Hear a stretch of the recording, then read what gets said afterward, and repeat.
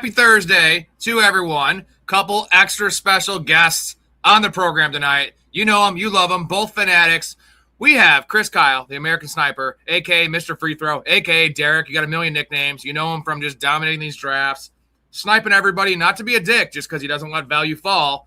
Also, the mouth of the South. You know him from Downtown Sports. You know him as the mad scientist, cooking up all these wild teams. Sometimes we laugh at him, but you know what? Mouth's probably the one that's going to win big this year. I have a feeling. You know, it might just be one team, Mouth, but you know what? All it takes is one in these best ball drafts.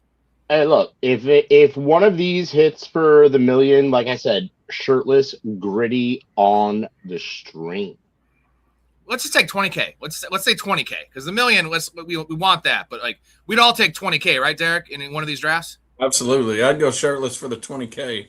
If I hit a million, I'll go straight, full blown nude.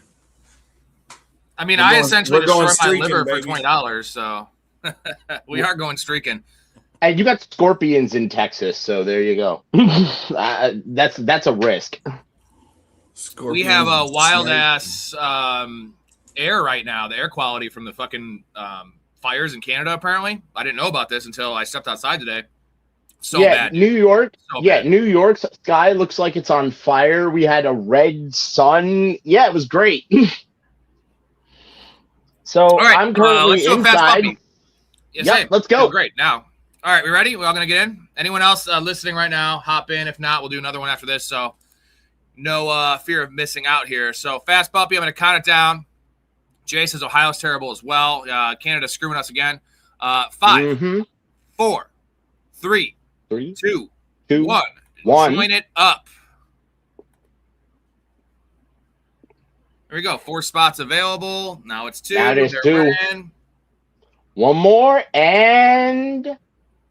Come on, one more. Let's go, guys.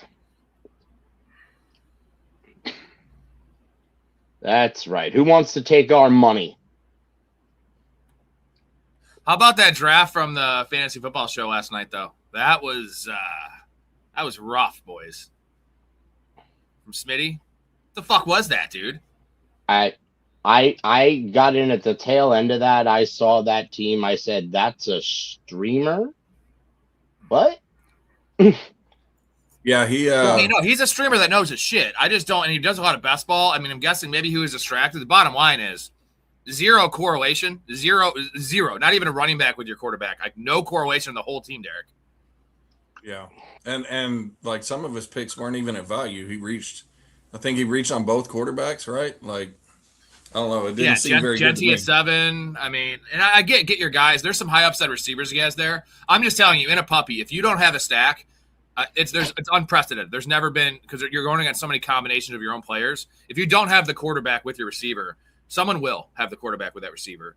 Someone will have the receiver with your quarterback, and like vice versa. You know what I mean? So there's just really no way that it's going to work out. Like maybe that team makes the playoffs. Maybe doubtful because it wasn't a good team. But, like, there's no way it advances. I know this last year because I was not stacking last year very much unless it, like, fell in my lap. I advanced 50% of my teams in Underdog last year.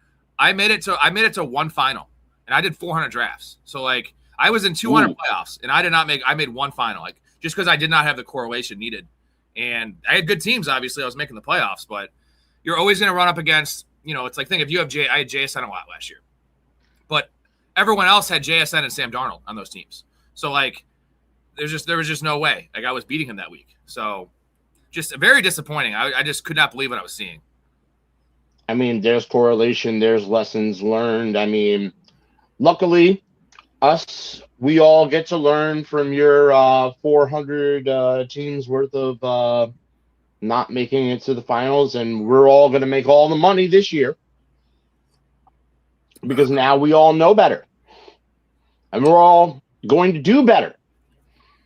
We are. You know, you live and learn. And the thing is, I was trial by fire, and I watched some streamers and shit the last couple of years. But, you know, I do very well in redraft. I'm just like, I don't have to listen to anybody else. Fuck this stacking thing. Like, if you draft the perfect team, you don't need to stack. And that's probably true if you draft the perfect team. But, like, oh my God, wait, pressure on yourself. So, Rob, you tried to extrapolate the meaning of life times pi and, exactly. you know, divided by the amount of Kenneth Walker's ass hair to extrapolate yards per catch to see if you could draft him. If I multiply his week 7 through week 9, if I extrapolate this, multiply it by pi, and then I get a third place finish. There you go. Thank you. Thank you, Mason. Appreciate that comment, man. Really helping us out. That dude is actually really cool. I feel bad making fun of him. He is a good dude, and he actually knows fantasy very well as well. And his algorithm's top notch. I mean, he has pi in his algorithm. So, I mean, also he's a chef too. Got all those things. Ooh, all right. So we'll get Barkley and Jefferson. That seems like a pretty decent start here. We got Montana in here at the 12 hole. Dakota's in here at the 7 hole. And then Derek at 8, Mouth at 2. So pretty spread out. I'm next to Montana, of course. What's up, Montana? If you hear this. I feel bad for the rest of this room. Hold on. So Book It Recco. Book It Recco. Why does that sound familiar? He took a Marion Hampton. Not one of my – dude, I just looked at my Marion Hampton exposure. I remember I drafted him in like 5 of the first 10 drafts because I was, wasn't thinking about too much stuff. I was just like, oh, it's going to be awesome. Second-year running back. I have him in like 3%. Hampton in 3%. That's who I think it is. Jerry Recco used to be a big-time producer in New York radio. Probably still is for sports talk radio in New York. So Book It Recco would make sense. Connor, we're going to do another one after this for sure. Fantasy. Blake, shut up, Blake, media manager on the channel. We love you, man. He's already started doing his prospect watching for college football 2027. He loves college football. Connor's been doing it as well. He has 5 2027 first-round picks in Dynasty. Is that spread out across multiple teams, Connor, or is this all in one league? Because that's similar to what Nico and Tom have in our league, right? They have like 3 firsts, I think, which is a hell of a lot. 5 this year is unreal rebuild because you're going to get Jeremiah Smith. You're going to get the top quarterback. You're going to get, I don't know, all the guys. All in one league, he says. That's insane. Holy shit. Well, what's your team looking like? Do you have a bunch of young guys, or is it literally a gutted roster? 12 over the next 3 years. Hopefully you get last this year and you lock yourself into Jeremiah Smith because – I don't claim to be a college football expert. I pay attention to all this stuff during the actual draft, before the draft, so not a year ahead of time. But I think we all know Jeremiah Smith.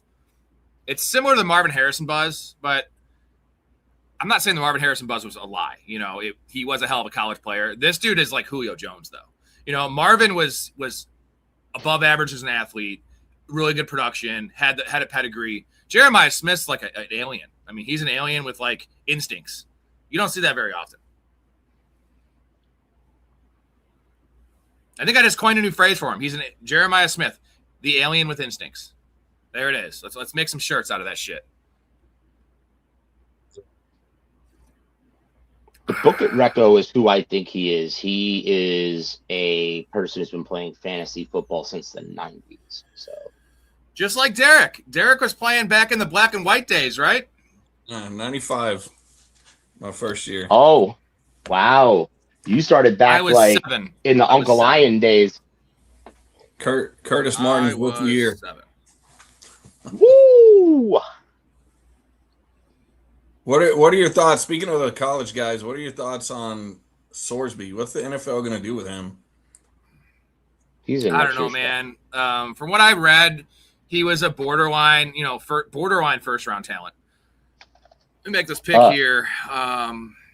They canceled that ancillary draft, from what I understood. Yeah, they blocked him. He can't go in the compensatory draft, so he's out of that, and he can't go back to college. So it's going to be similar. We saw this.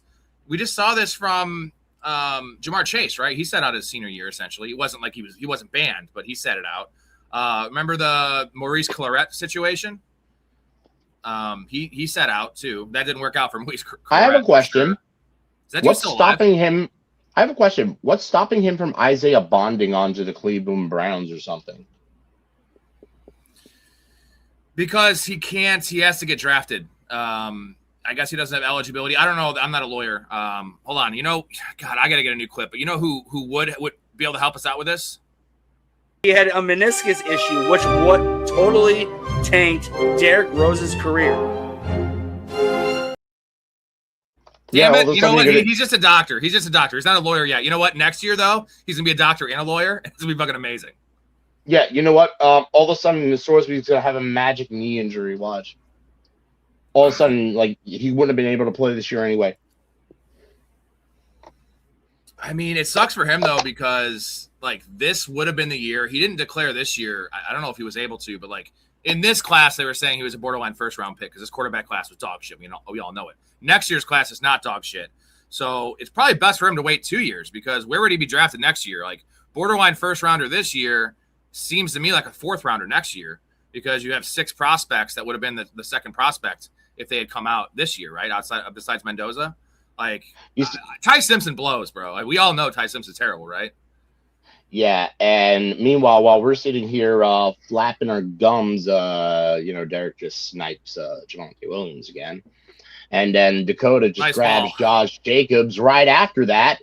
And I am not going to have a running back to speak up in my next pick. Oh, I actually do. David Montgomery, baby. Yeah. Okay. Bang. Derek, I was going to take Javonte Williams, like where I picked, where I got ETN, but like I'm still not. I have Javonte Williams ranked ahead of ETN, but like ADP is still not there yet. So like, give me the guy that has a 33 ADP. Where I know a lot of guys in this tournament earlier before us were getting him at the late 20s, and I want to get ahead of it now because I don't know. I feel like I'm starting to like Travis Etienne in the 4th round. He was. Remember 2 months ago, he was going in the early 3rd round. He was going almost at the 2-3 turn. 2-3 turn. And we were trying to figure out last night. I was just kind of talking to myself about this. I do this. Smart rumor be that guy. Smart. Why did ETN fall? Because now I assume he might fall more because of the Alvin Kamara news. But like that just came out yesterday. He's been sliding for 3 weeks now, and like nothing has changed with Travis Etienne. No report. No, nothing. I mean, maybe people wised up or they saw my segment how he has the same rushing total as Chuba Hubbard and Tony Pollard. I mean, I don't know. I have no answer. Do you guys either of you guys have an answer for why ETN's fading? I don't at all. I mean, other than just what are people's thoughts on the Saints offense and do they trust it? Everyone's super high on the Saints, though. Like, I don't know why they would all of a sudden be off them because that's like a darling team. Because people realistically did not think Alvin Kamara was going to be on this roster. I have no idea why, but people did not realistically think Alvin Kamara was going to be on this roster this year. Kamara told you he was not going to accept being traded. He was going to work out something to stay on this team. And that's what happened. I have no idea why everybody and their mother thought the Saints were going to cut him. That would have been the dumbest financial decision they ever made. And I have no idea why people thought Kamara was going to allow himself to go anywhere. And I also had no idea why anyone thought Kamara was going to retire. So once everybody else got caught up to where we were all at, he starts to fade. That's why we weren't picking him where he was going at the start of the year. I mean, for me, I'm still off of him a little bit. It's getting closer, but based on where he's going and the fact that Javonte Williams, Josh Jacobs, David Montgomery are going after him and half PPR for sure, I like those 3 guys more. Heck yeah. Jonathan says, damn, Derek had Jesus as his RB2 and Moses in his flex at running back. That's right, dude. That's hell of a start there. Hell of a starts. We're just going to continue to take players we love. And I can't stop drafting Marvin Harrison, guys. It's becoming a problem. Brian Thomas, too. Yeah, I have not been drafting a lot of Brian Thomas recently. I'm still at like 15%, but I am up to like 34% Marvin Harrison. And I don't know. Is that a problem? Like 6th round, dude? I feel like what is the floor? The floor is where you're drafting him, right? Or am I crazy? Like if he busts this year, he might be out of the league. Like if he busts in terms of fantasy, because that means we all know he's been a better fantasy asset than he has been a real life player. Because the real life stuff's been really bad, like the drops, the glaringly bad drops, the kind of dogging on routes, not blocking. So if he busts into this year, it's gonna be worse in real life. Dakota, we're in a fight. Just letting you know that we're in a fight, Dakota. Joe Burrow. That would have been Joe Burrow at 71. Hetzer got to be up for the foreseeable future early. How early is early, and what's the change? What's the lifestyle change? I'm sure we'll see Hetzer in here. Hetzer, did you have to go to rehab for all that drinking you've been doing? Those drunk texts you gave us. We love you, man. I'm half kidding. I really hope that's not the case.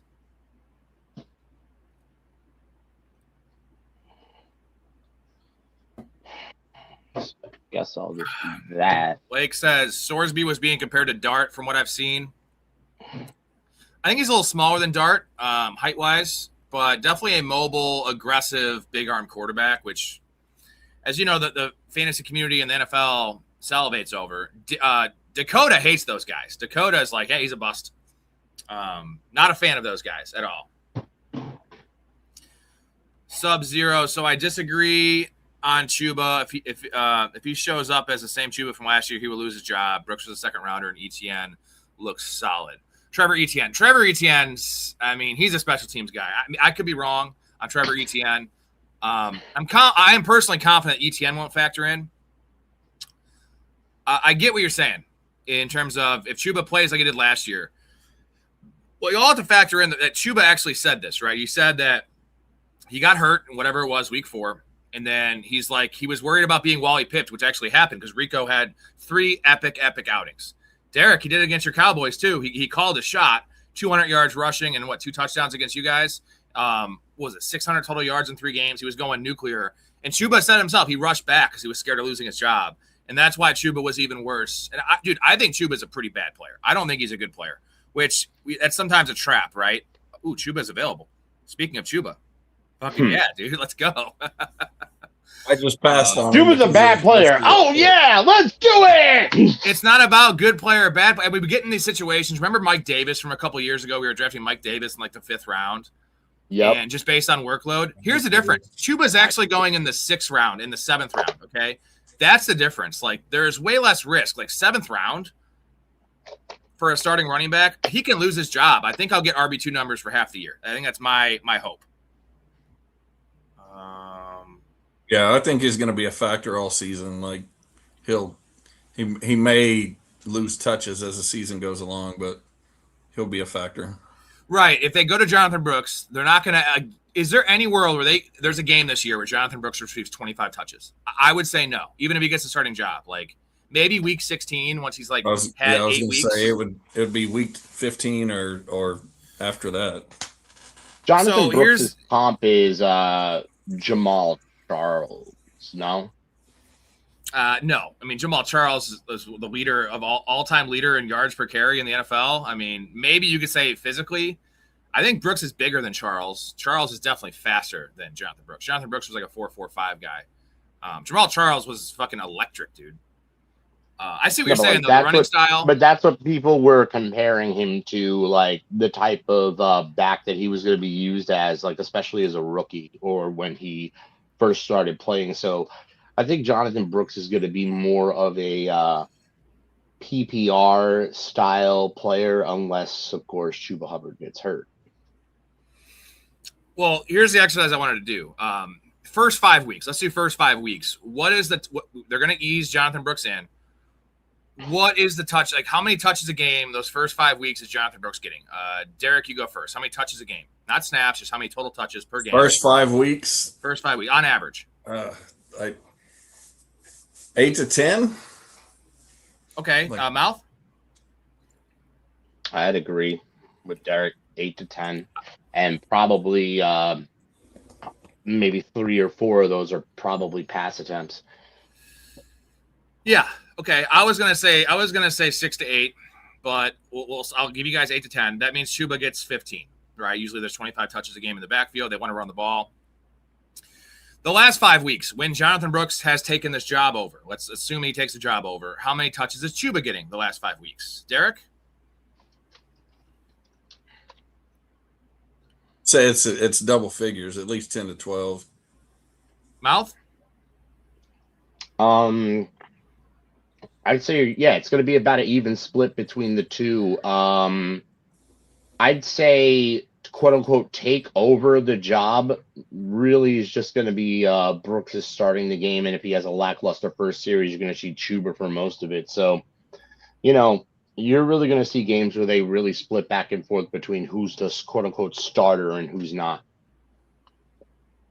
So I think that's my point of like getting a guy in the 7th round. We know he at least has the job to start, just because they're scared to, to push Jonathan Brooks. Also a guy that has like 20-something snaps in his NFL career, so he's not experienced. And then worst case scenario, he loses his job and he's still like an RB3, RB4, which is not, I'm not saying that's great, but like he's not like dead. He's not going to die. I mean, he's still going to be on the field. They don't have a third running back, so like it'll be a split backfield. Worst case scenario. That's why I'm about it. I'm about it, man. And holy shit. So we're going to take Kyle Pitts. No, we're not. We're going to take Jackson Dart.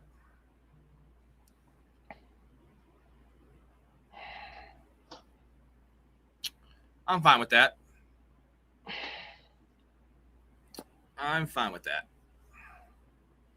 App kind of fucked me there, but I was going to take Kyle Pitts. Now I can't take Kyle Pitts. We can pair up someone later. You got a gift there, Montana. I knew you were going to take quarterback, and if you were, maybe it was Jackson Dart. I want Kyler Murray.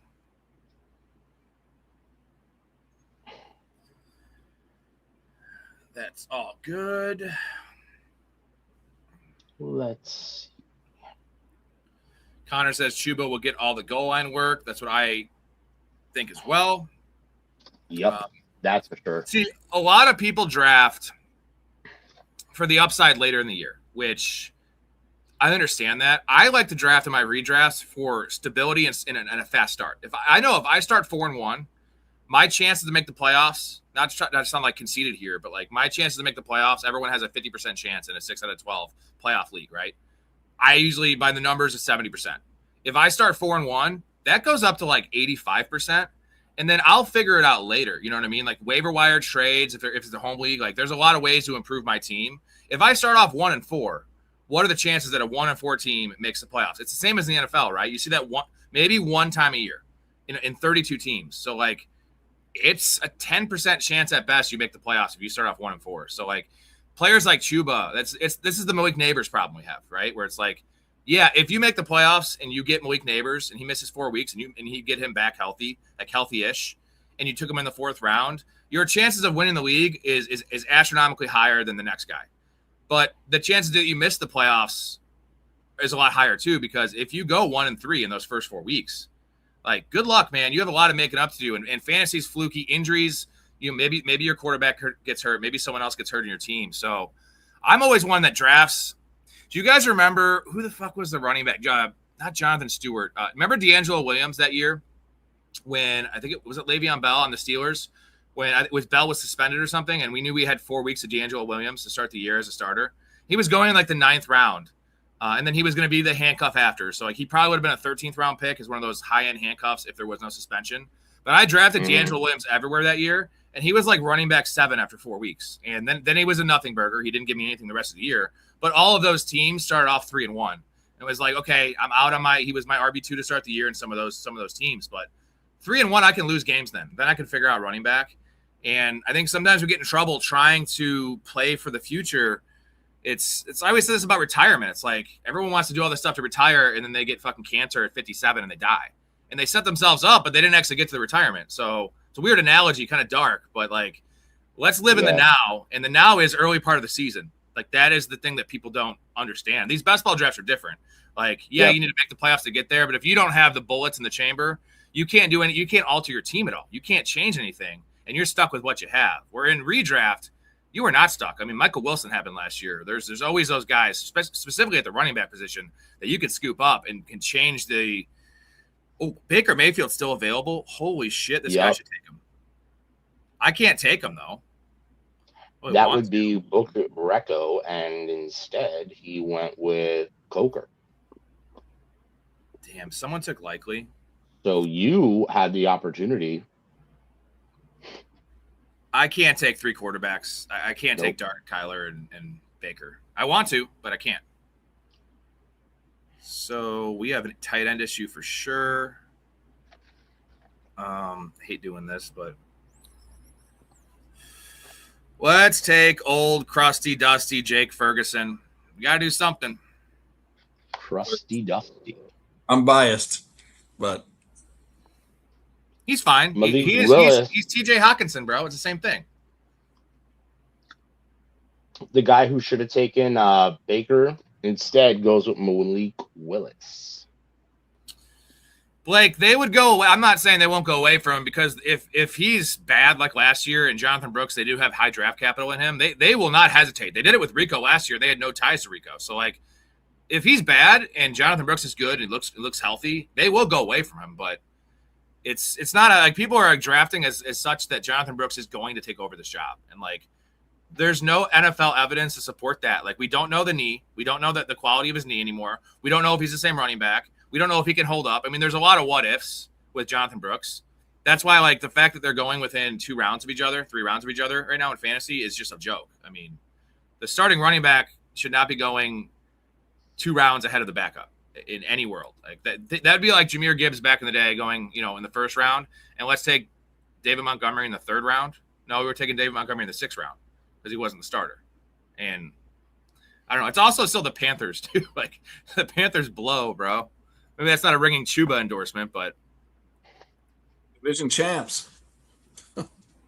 They are division champs with a 6.5 win total, which is hilarious. I think we all want to bet that over.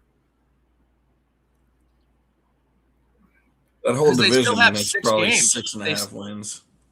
No, they're like 7.5 for the Falcons, 7.5 for the Saints, 8.5 for the Bucks. But they still have 6 division games in a wide open division, so like they should be able to go 3-3 in those games. And maybe hopefully they play the Rams this year, because we know they play the Rams really tough. Really tough. The Bucks is 8.5. Yep, I like that. With Baker healthy, that's a 10-win team. They're going to win that division if they just stay healthy. I tend to agree, man. Tight ends have really fallen here. Good. I'm waiting on Yeah. one. I'm taking TJ Hawkinson. We should draft all spread apart more often. I think this has been a nice, easy-going, good draft. You know what? I think we need to have another one, but in order for us to do that, you guys in the chat need to start liking, need to start subbing, need to start sending those super chat dollars our way. We're gonna rock 2 for sure, since I have you guys on. 2 for sure, and then I have a goal up for 3. If we get 30 likes, if we get 10 subs, if we get 25 super chat dollars, we'll pop in a 3rd draft. So let me know who wants to draft with us after this. We could do a sit and go. Took Algier. Man, I really need TJ here. Most boring tight end room in the history of the world. Jake Ferguson and TJ Hawkinson. So workmanlike, dude. So workmanlike. They catch the ball, they fall down. They catch the ball, they fall down. Occasionally they drop the ball. Yeah. Hey, it works. Right. You hope, at least. If these 2 guys don't do something crazy, I may challenge you on that. With a boring, is it Brenton Strange? You're gonna go with another fall down guy? Oh, Dalton Schultz. You're gonna go Dalton Schultz? No, that's the definition. Look at my quarterbacks. It's still pretty boring. It may be a little less fall down than yours, but Juwan Johnson's solid. He's a converted receiver. But yeah, Hunter Henry and Juwan Johnson, that's similar. Jonathan wants a Fanatic sticker going so we can throw on the race cars. Definitely, dude. I'll be your number 1 sponsor. I can't pay you any money. Actually, you have to pay me to sponsor me. That's how it works around here. Wow. It's great business right there. Just kidding. Yeah, I do want to get some Fanatic stickers for sure. I need some more stuff on the wall. So, Jay says he never seems to get in the same puppy as all of us. So if you do a sit and go, I'm in. All right, Jay. Well, if we have enough people, we'll definitely do. We have 3 right here. Montana's 4. You'd be 5. Connor's 6. There's 6 people right there. We can do a sit and go next. For sure. So to change the subject, earlier, Mouth mentioned something about bad financial decisions, and it triggered me thinking about Bobby Bonilla day passed just a couple of weeks ago. Did it? I love Bobby Bonilla Day, dude. July 1st every year. Oh yeah. You can talk about bad financial decisions. It was good for him. Didn't they owe him like $7 million, and they like, we're gonna spread out this and call it $40 million? Like, I think it was less than $7 million. Yeah. What? And he gets $1 million every year, right? Or a little bit more than $1 million for like the rest of his life. I have no idea. $1,193,248.20 until. Is it really the rest of his life? Until 2035. Yeah, 2035. But that was in like 1997, right? They owed him $5.9 million. So they made $5.9 million into what, $50 million? That's good business, especially when you're a $1 billion ball club. Jesus, dude. You know what? You know why some of these franchises are. That's something the Jets would do, Mouth, for sure. That is something the Jets would do. Conversely, a lot of Mets fans are Jet fans. You know. There you go. New York. I love how Underdog app just freezes right in the middle of when people are supposed to be making a pick, and then I just did that for whatever reason. Okay. Thanks, Underdog. Sub-Zero, Sit and Go is not a tournament. It's right below the tournament tab. There's all the individual leagues. There's $3, $5, $10, $25, etc. It's just the 12 guys in the league. You play against them. Total points win. So I'll walk you through it if you want to join with us. We'll do either a 3 or a 5, whatever has more people in there, and then it'll be quicker to fill. But we almost have enough people to fill our own. I need a running back. I have 4 running backs right now. Thank you, Dakota.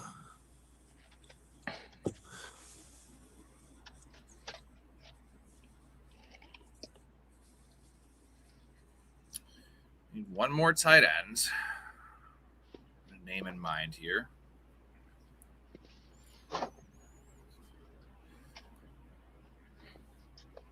These receivers good enough? Oh, fuck yeah, they are. All right. Solid little squad I'm building.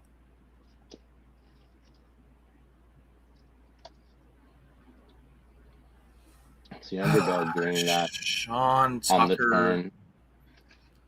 I don't want Sean Tucker at all.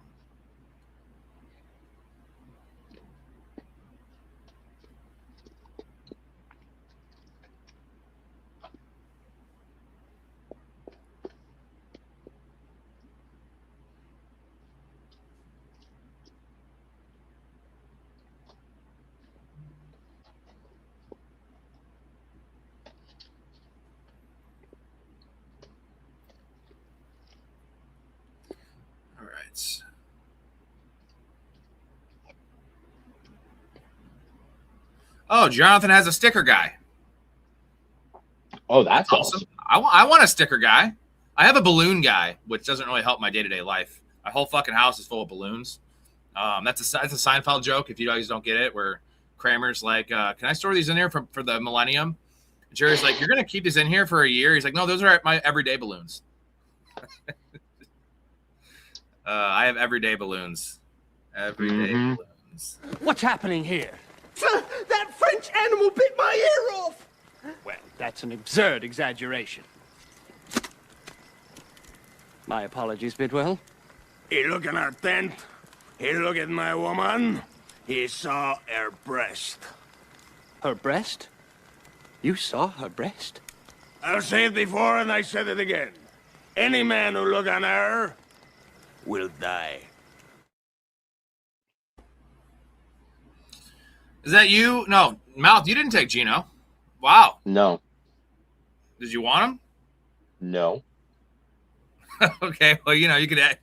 That's a viable question to ask you. I mean, it is. I mean, what is your Gino percentage at? Do you know? Is it like 25%? Probably. I'm pretty high. I actually have more percent, which is concerning, but I don't understand how Geno and Brissett are going so low. Maybe it's because quarterback's so deep, but like Geno has so many weapons around him, and we've seen him be a fantasy force before. And Jacoby Brissett, I know it was a cheat code what they're doing on offense last year. Mm-hmm. Brissett was in a lot of playoff lineups last year. He was a top 12 quarterback when he was playing. Like, and this offense is the same exact offense without Drew Petzing now. Like, the worry with these guys, they're going to lose their job potentially, week 12, week 13, which sucks. But again, you got to get there first, and he's your third quarterback. Like, I've been drafting a lot of these guys just because I feel like they're going to be relevant. Like, they're going to have big games. Brissett's going to have games of 400 yards passing. Geno's going to have games of 4 touchdown passes. Like, I hate dying on the hill of these old crappy quarterbacks, but like I don't want Mendoza. You guys want both them over Mendoza, right? I'm not taking Mendoza at all. I don't know when he plays. I'm going to tell you. I'm going to give you guys the Geno Smith case. Forget the weapons around him. We've talked about them ad nauseum. The Jets are going into the season with the only offensive line that played all 17 games together last year. And they've upgraded that O-line since. They should, keyword should, have anywhere from, I would say, top 16 to top 12 offensive line this season. That's fair. You get auto-drafted there, buddy? I did. Who are you going to take? 4th tight end. Who were you going to take? Keon Coleman. Don't worry. Underdog froze on the turn on me, so I kind of got boned there. But you know what? The other day, I don't necessarily mind it. 4 tight ends. That's not good. Chris Kyle's been hit. Why would it running back? Why would it auto a tight end? Because it's the highest ADP player. Hey, it's a good tight end though, dude. Pat Freiermuth, it's actually not terrible because your tight end room was garbage, but 4 tight ends is probably not good. It's not ideal. I mean, if you take the tight end, you take the E out of minus the T, and then you square it by pi and the square root of the Pythagorean theorem times how many times Pat Mahomes went on live with his brother Jackson. You'll get a blow up on week 14. Thank you, which Mason. could possibly win you your league. It's a very in-depth analysis there from Mason. Your hair looks awesome too, by the way. Yeah. What does Dr. Ray think about that? Well, Dr. Ray is just talking about meniscus injuries, and you know the He had a meniscus issue, which totally tanked Derrick Rose's career. I think it was the ACL that tanked his career, but they both tanked his career. Yeah. You know the actual answer is what tanked Derrick Rose's career? Tom Thibodeau. That's what tanked Derrick Rose's career because he should have been in that game in the first place. They're up by 17 points with 4 minutes to go. Derrick, you agree with this, right? I know it was a playoff game, so let's give him a little bit of slack. But, bro, maybe pull Derrick Rose out of the game, who you've been running ragged for 40 minutes a game the entire year. Yeah, something to be said for saving your legs, especially in playoffs. I want to look. The Knicks won a title with Mike Brown. What's the score? That roster won a title with Mike Brown. They replaced Tom Thibodeau with Mike Brown and won a title. That should tell you all you need to know. Dude, even worse. Here it is. Derrick Rose. There was a minute 22. Dude, a minute 22 left in the game, guys. Who took Jalen Noel? That's booty cheeks. Ew. Not you, apparently. A minute 22 left in the game. They were up by 12 with 82 seconds left. Dude, this is worse than I thought. 82 seconds left, up by 12. Like, unless Tracy McGrady's walking in that room, they're not winning that game against the Bulls. Come on, Thibodeau. God damn, man. Though, in the NBA, 12 is not crazy. Where Dude, you can a minute call 22. a timeout. I know. That's one of my least. That's one of my least favorite rules in sports is that timeout that advances the ball. I hate it. Yeah, I don't like it. All right, you guys ready for draft grades here? They Hell cost the yeah. Spurs a championship. A through F. We're gonna start with Mouth squad here. Mouth has his team. He has a 2-6-8-2 build. Caleb Williams and CJ Stroud at quarterback. We have Brees Hall, David Montgomery, Jalen Warren, RJ Harvey, Isaiah Pacheco, and Zach Charbonnet at running back. Jamar Chase, Rasheed Rice, Josh Downs, Wandale Robinson's is 4, Jaden Higgins, Malik Washington, Dontavian Wicks, Keyshawn Boutte at tight end with Colson Lovin and Dalton Schultz.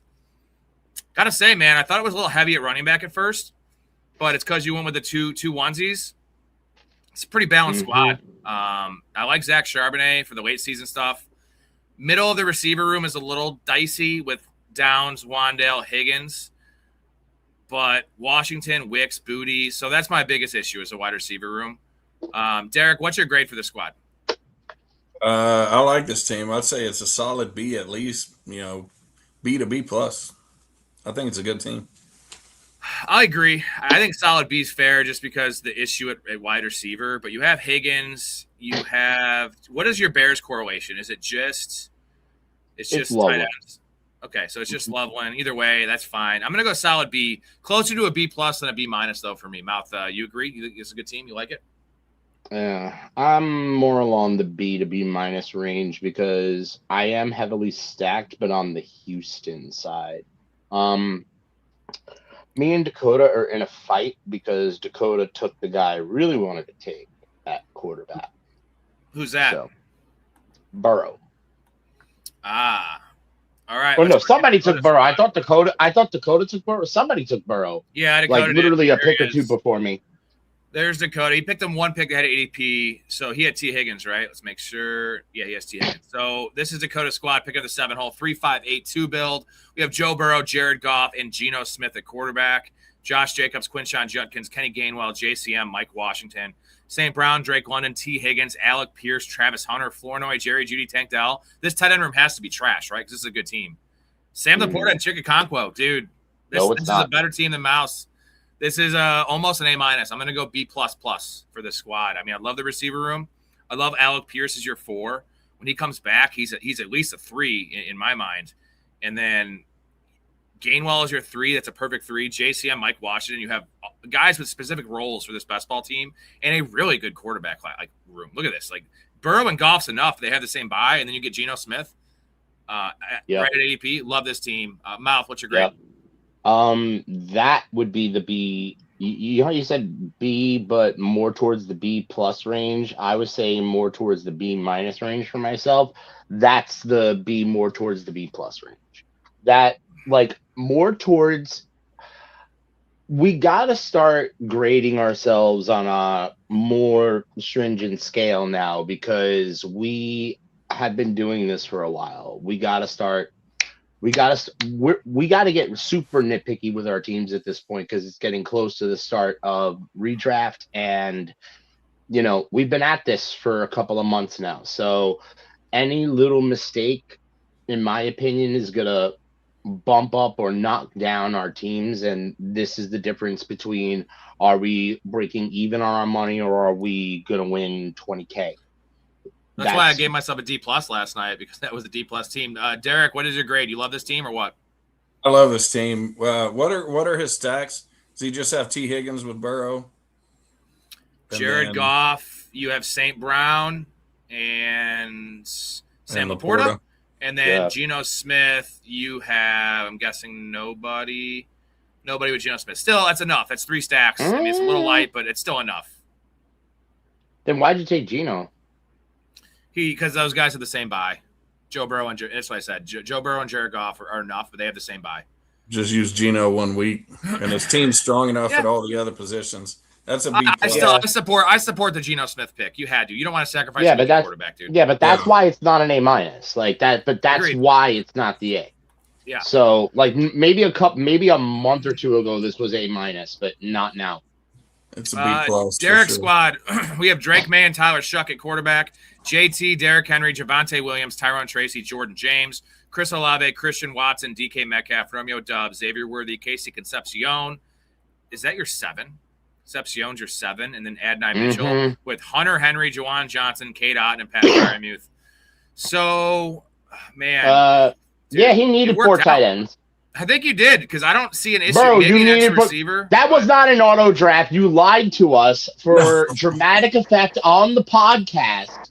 You're a dirty little liar, and you drafted that tight end on purpose. It's a good team. I mean, even with 4 tight ends, I can't go there because I still think tight ends is too heavy. With Henry, Johnson, and Kate Otten, you have 3 guys I trust. You're not down to like the Terrence Ferguson, Evan Ingram tier. So I would have been fine with those 3 tight ends, but the rest of your team actually looks good. I don't mind. The receivers are kind of shitty and I love DK, but the DK Dubs Worthy. But I love Worthy. I love Concepcion. Okay, A-. I'll give you A-, brother. Yeah, bro. It's a good team. I'm saying, look at that wide receiver room, man. And he needed that 4 tight end because 2 of those tight ends are injured prone to fuck. Quarterback could be a little bit of an issue, right? If Tyler shucks a pumpkin and loses his job, I know this is a big what if, but and Drake May is a nice number 1 though. So this is a B+ to A-. Maybe I lean at B+ here. I'm gonna lean at B+. Sorry, Derek. I grade you a little harder than everyone else because fuck you. Let's go to my team here in the Montana squad next. We have Jackson Dart, Kyler Murray, and Jacoby Brissett at quarterback. Saquon Barkley, Travis Etienne, Chuba Hubbard, Tyler Algier, Damon Claiborne. We have Justin Jefferson, Ted McMillan, Brian Thomas, Marvin Harrison, Chris Godwin, Rashid Shaheed, Darnell Mooney at wide receiver with Ferguson, Hawkinson, and Greg Dulcich. Balance, bro. I think it's a pretty fucking balanced team. Any issues you guys see off the bat that you don't like? I know the running back room is a tad thin with Algier and Claiborne. I wanted to get a guy like Dylan Sampson on this team as my 5, but just didn't happen. So is that your guys' biggest issue? I gotta look at your bye weeks. My only gripe, and it's not really a gripe, it just kind of is what it is would be the tight end room. It's kind of like mine, but man, that the guys I like, and man, I like that wide receiver room a lot. Bro, to me, Dart and Murray are enough. Because they both give you rushing upside. I know. Yeah, I'm worried about the injuries with those guys a little bit, and like what I could have taken a running back, but the running backs there were so bad. It would have been. This would have been the team I would have taken. This would have been the team I would have taken Mendoza, then not Brissett. Because if you're worried about one of those getting hurt, I would have been more on the quarterback that's playing in the back end of the season, not the Mendoza was gone though. I don't agree. I'll play devil's advocate here. I am a Brissett believer. I think he starts the whole season, and he's stacked with Marvin on this team. And I always go back to their playoff schedule. Their schedule week 15 through 17 is ridiculous. Yeah, I agree with Mount though. Jackson Dart and Kyler are probably enough. In a tournament like this, I probably should have done that. It was the factor of having Marvin, and then all the running backs. I didn't need another receiver, obviously. I didn't want 4 tight ends, and like outside, I took Claiborne with that pick. It would have been Jordan James. He was already off the board. I might have taken Jordan James, but I think 6 running backs would have been useless. So I just wanted stability at quarterback. That would be a decent gripe, though. What is your guys' grade for the squad? Give your grades in the chat as well, guys. I'd say this is the solid B of the bunch. I like it. Noah says B+. What do you got, Derek? I love the team. It's a B. I'll say B++. I like it a lot. All right, last team to grade your Montana squad. Josh Allen, Baker Mayfield at quarterback, James Cook, Chase Brown, Rico Dowdle, Tank Bigsby, and Sean Tucker. With Emeka Igbigbu, DJ Moore, Roma Dunze, Cortland Sutton, Matthew Golden, Jalen McMillan, Zach Branch, Keon Coleman, and Tyquan Thornton.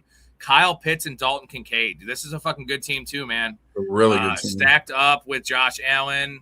A lot of stacks with Josh Allen. A lot of stacks with Baker Mayfield. You could have made an argument this team could have used Kate Otten, honestly, just for the 3 tight ends. I think this is enough at tight end, but it's right. It's a little light with 2. It would have been a little heavy with 3.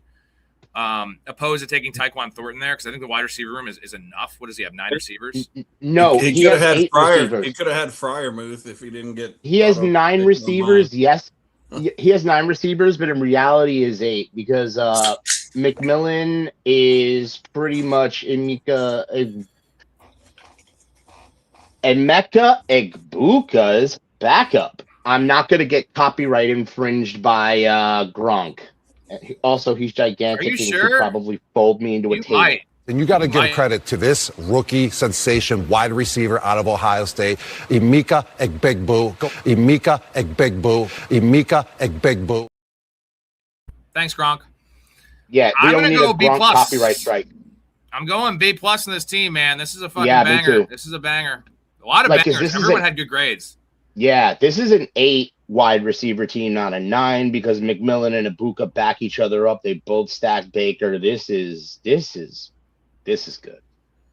So I'm gonna check real quick where Kate Otten went. That would have made it to me an A if that happened. So Kate Otten was 185, which is he took Sean Tucker instead of Kate Otten. So if he takes Kate Otten, and then he could have taken, Jaden Blue instead of Sean Tucker. I know Sean Tucker has correlation, but give me the tight end correlation over the running back correlation. Either way, that's how good this team is. We're picking hairs about Sean Tucker and fucking Kate Otten. Like, that says it all. Well, to be honest, then if you knew you were gonna go for Tucker at some point, then Bigsby could go and a tight end can appear. I love Tank Bigsby in terms of league-winning upside. Like, Tank Bigsby in a half PPR, like, he is in the top of my list for handcuff running backs. We're gonna get into that on Sunday with Mike Storey. Well, let's get into a sit and go, guys. We have enough people in here. Give me the thumbs up if you want to draft in the chat. Thumbs up if you want to draft. We're gonna go down below here. The tournaments. Go to the slates on your phone. It's on the top instead of right here, and make sure it's 2026 season. All right. The $3 already. The $3 already pretty full. So let's go to the $5. We're not, there's dildo, Swaggins. There's no way we're all getting in a puppy together. We have like 8 people trying to draft in here. And if we do that, we're probably not all going to get in there. The bottom $3 is 1 of 12. Let's do the $5 though. Look at this one. It already has some people in it. I'm going to join it real quick. And sometimes it lies to us. There's already 3 people in there. So let's do the $5. Hold on. Swaggins, I'm trying to make everyone happy, brother. Hold on, bro. I just saw a slate that says 2026 PPR season. It doesn't change. The slates don't change anything on the sit and goes though, because when you do a super flex sit and go, it still is a 1 quarterback thing. It's weird. I understand that. I understand that, but what I'm saying is Underdog partaking in PPR now? No, it's probably just a glitch, man. I have yet to ever see a PPR. All right, there's 6 more to start in the $5 one now. That's what I'm in right now. Yep. Mm-hmm. I'm in there. Swaggins, all right. You gotta put some sit and goes into your life, because that gives you a floor for the year. If you have $2,000 in best ball and you throw $500 in sit and goes, at least my history is I triple up on sit and goes. Now I won't with all you guys in the room, but like that gives me a nice floor of now I'm getting $1,000 back at least. Now I can go heavy into my tournaments. Like, going all tournaments is just risky, man. And also, we're doing this so everyone can draft together. I think that's the bottom line, because puppies fly by, dude. We were lucky to get all 4 us 3 in the same puppy. Like, Mouth, how many times have you not gotten a puppy when you're paying for the draft? Too many times. So many times I paid for puppies and I got nothing. No, when they have like 4 extra tournaments, like right now, it's always the weird ones. You have the $1,000 tournament, the $500 tournament, the weekly winners. Though when it's just those and there's 1 puppy, it's so hard to get in. But when you have 3, remember when they had like the three separate tournaments, the smaller buy-ins, those don't fill up as fast. The super flex and all those things, then we can all get in those. But the puppy, there's just no way. No, I agree, Swaggins. We shouldn't be drafting best ball to win. I just don't like to lose, if that makes sense. Like, I like to at least get my money back, because this is practice for me personally, and that's kind of how. Same rules. It's just a 1 league situation, Swaggins. So there's no like, you're not playing for stacks necessarily as much. You're not going there's no playoffs. It's just 17-week season. Whoever has the most points gets first. Top 3 positions pay out. The $5, let's see, it's probably $40 to first place, $37 to first. So 37, 15, 5. Montana says, how much for a triple chug? Man, a triple chug. Ain't that 60? No, I'm not gonna do 60. Triple. That's 3 straight chugs, huh? Yeah, you gotta give me like a minute in between each chug, otherwise I'll die and I'll puke all over my computer. We'll do 10 for 1. I'll do 10 for 1. I'll do 15 for 2. I'll do 20 for 3. I'm pretty cheap over here. You know what's 3 for 20? A 3 for 20 deal. Yo, that's great. Oh, for all 3 of us. Well, Mount doesn't drink. So I tote. So Derek, you're not drinking right now? Are you drinking? I am. So I'll light the Lord's lettuce. I'll light the Lord's lettuce. This is Black Derek, pour Widow. that in a cup. You got a cup to pour that in? It'll make it easier. There you go. So Derek will do 1. I'll do 2. So yeah, I'll light the Black Widow for you. So I was watching the end of the fantasy football show because remember how we were drafting against him, and I just hadn't watched the show in a while, and I was watching the end. It was a short stream, like an hour and 40 minutes. I mean, that's short in terms of those fanatic scale, which is just nothing. And he does at the very end. He's like, he posted $20 super chat for 5 minutes to extend the show 5 minutes. Just to extend the show 5 minutes, he's like $20 or I'm getting off. Like, I feel much better about my cheap, like, I'm selling myself for nothing. I was just like, for 5 minutes, like, that is wild. Like, how did he evaluate that draft?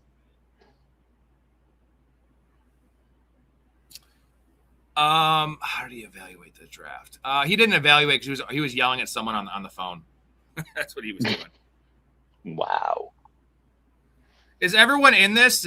We still need 5 people. So is everybody 5 in more this? people get. You guys are both in. Sit and go. Yep. 5 more people. It's a $5 sit and go Sub-Zero. He'll join. It's below the tournaments. You'll see $3 leagues, $5 leagues. It's the $5 12-team league. Jay is in. Good. We can actually draft with Jay for once. He Hell really yeah. These things. Hell yeah. So we got to fill this up for Jay. Fill it up for Jay. All right. I have to get let's see. I have 2 beers sitting here, so let's. So we got to get to work. We also have a 3rd draft coming up now because of our boy Montana. Oh boy. So I guess we're gonna get me toasted. We'll give this 5 more minutes, guys, and if it doesn't fill up, we'll just do a puppy, and whoever gets in gets in. It stinks, but all right, here we go. You ready, Derek? You want to race? Let's go. Ready? I'll lose the race. All right, let me pour this other one.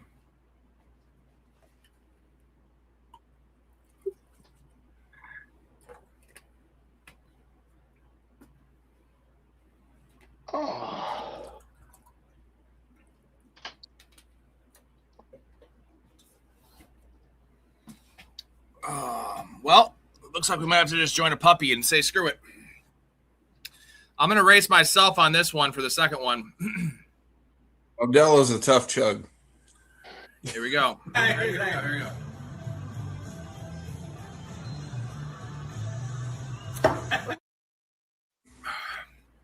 Back to back's tough to beat that one. Whew. All right, I guess let's try to get in a puppy. Sucks, but we could try this again after for the 3rd one. Let me back out of this. It's a shame. 7 out of 12. That is a shame. All right, I'm going to count you guys down. Hold on, wait. Drafts. Jay, hopefully you hear me. Yeah, we're backing out. It's not going to fill. I guess How many do we have? How many people do we have? 5 probably. 7, maybe 7. If it's 5, there's 7 out of 12 and a $3. Is that right? Let me see this. Do we? Do we dare? It says 6 out of 12 now. Want to go try to rock that? I don't see the one you're talking about. 2026 season, 3 out of 12 entrants. All right, we're gonna do the $3 one. Let's do it. Sucks because it's less. I gotta join from my phone because I don't see it popping up on this screen here. So we're doing the $3. $3, 6 out of 12. I am in. Now, is it 8 more to start for you guys? Is that the wrong one?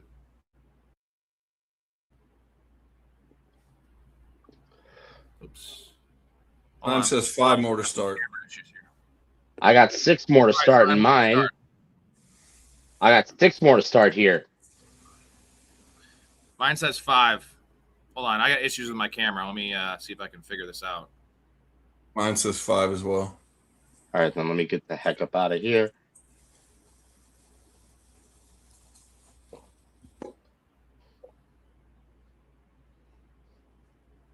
There we go. I'm back. Which slate did you go under?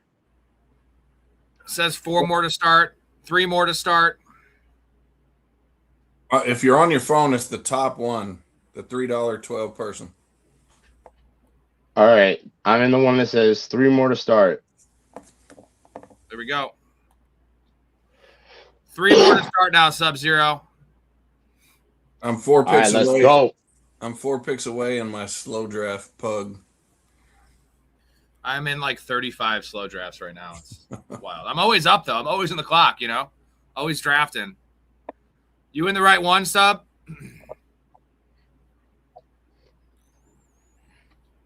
3 more. Yep.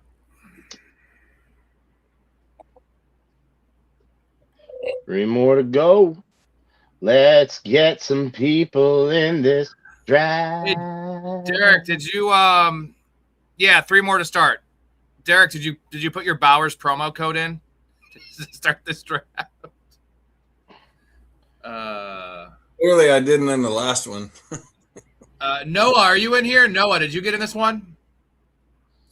I'm guessing. Guys, here's how we do this. Share this with your friends. Tell them about us. Get them in this draft with us.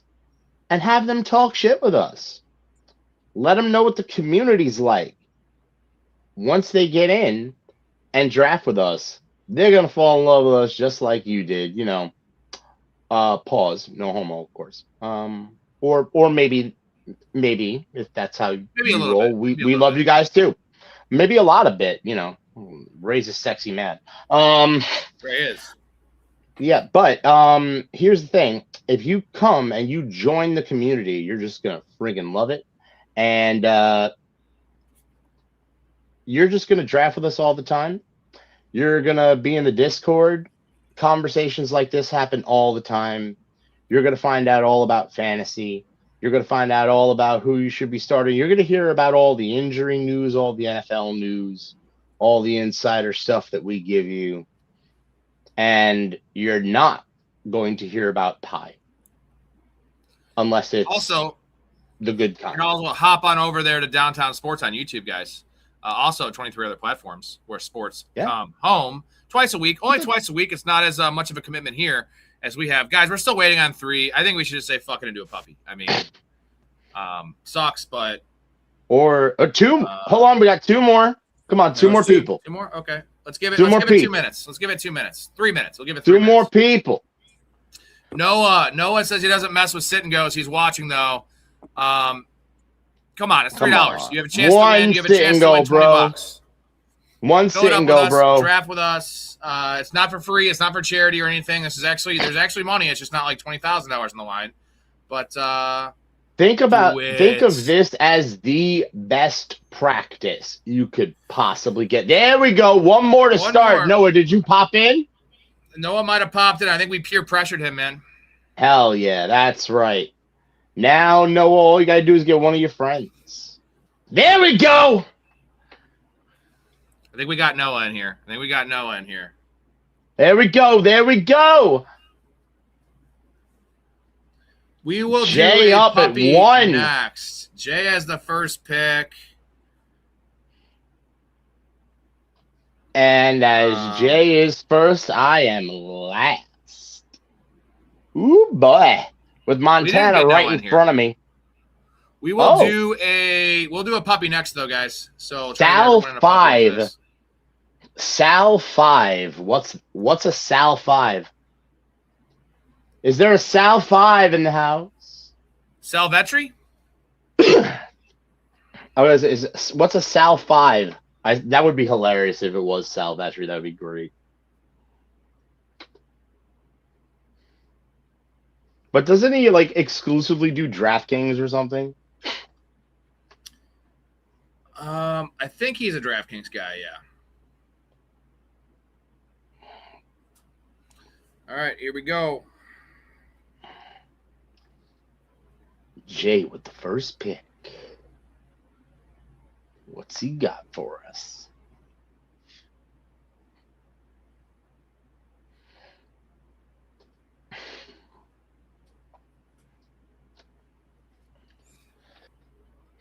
Well, you know he's a Lions fan. You know he's going Gibbs there for sure. Yep. See, I have to.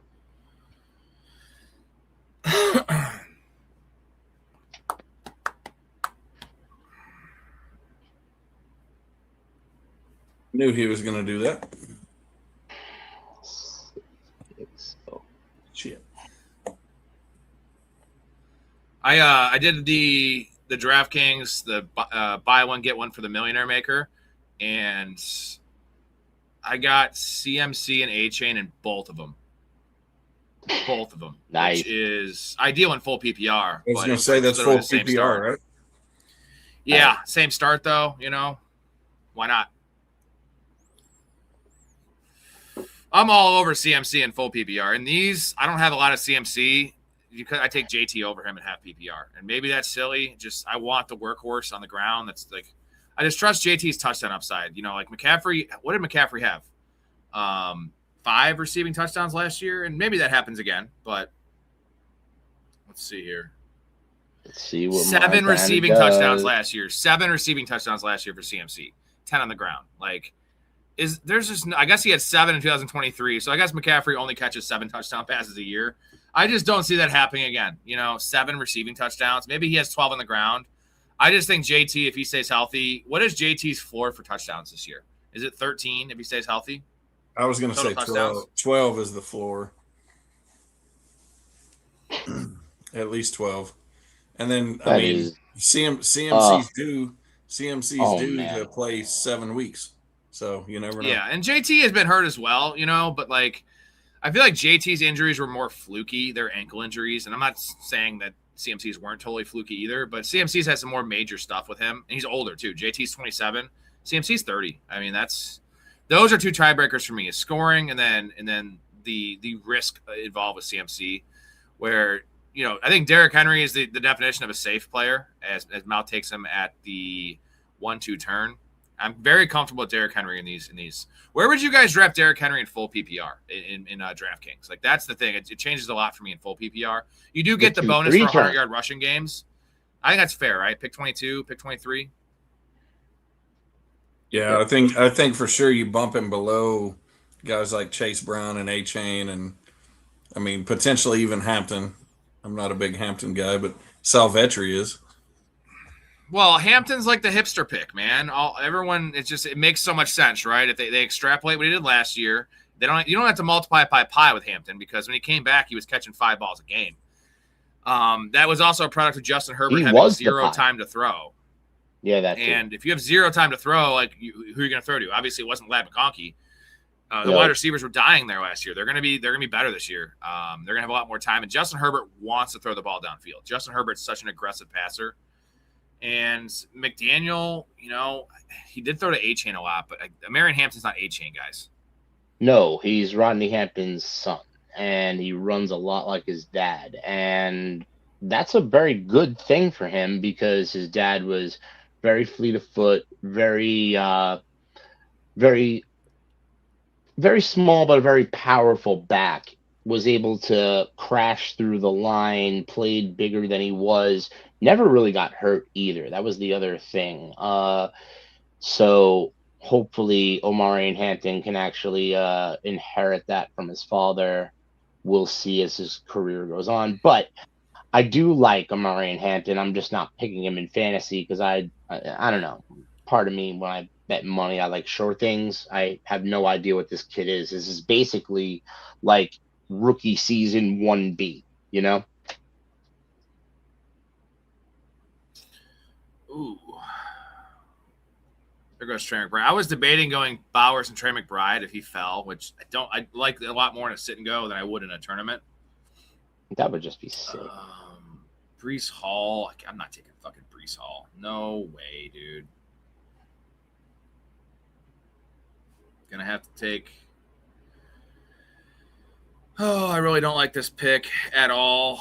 I don't like it at all. Chris Olave. It's gross. Gross. Like, everyone in that range is not fun. I would have taken Love. I would have taken Devonta Smith. I would have taken Rice. Obviously Collins, but like that's where it falls off for me. In full PPR, yeah, give me Chris Olave, but that's where it falls off to me is the Chris Olave, Zay Flowers. Although I love Zay Flowers, like I like him in the middle of the third.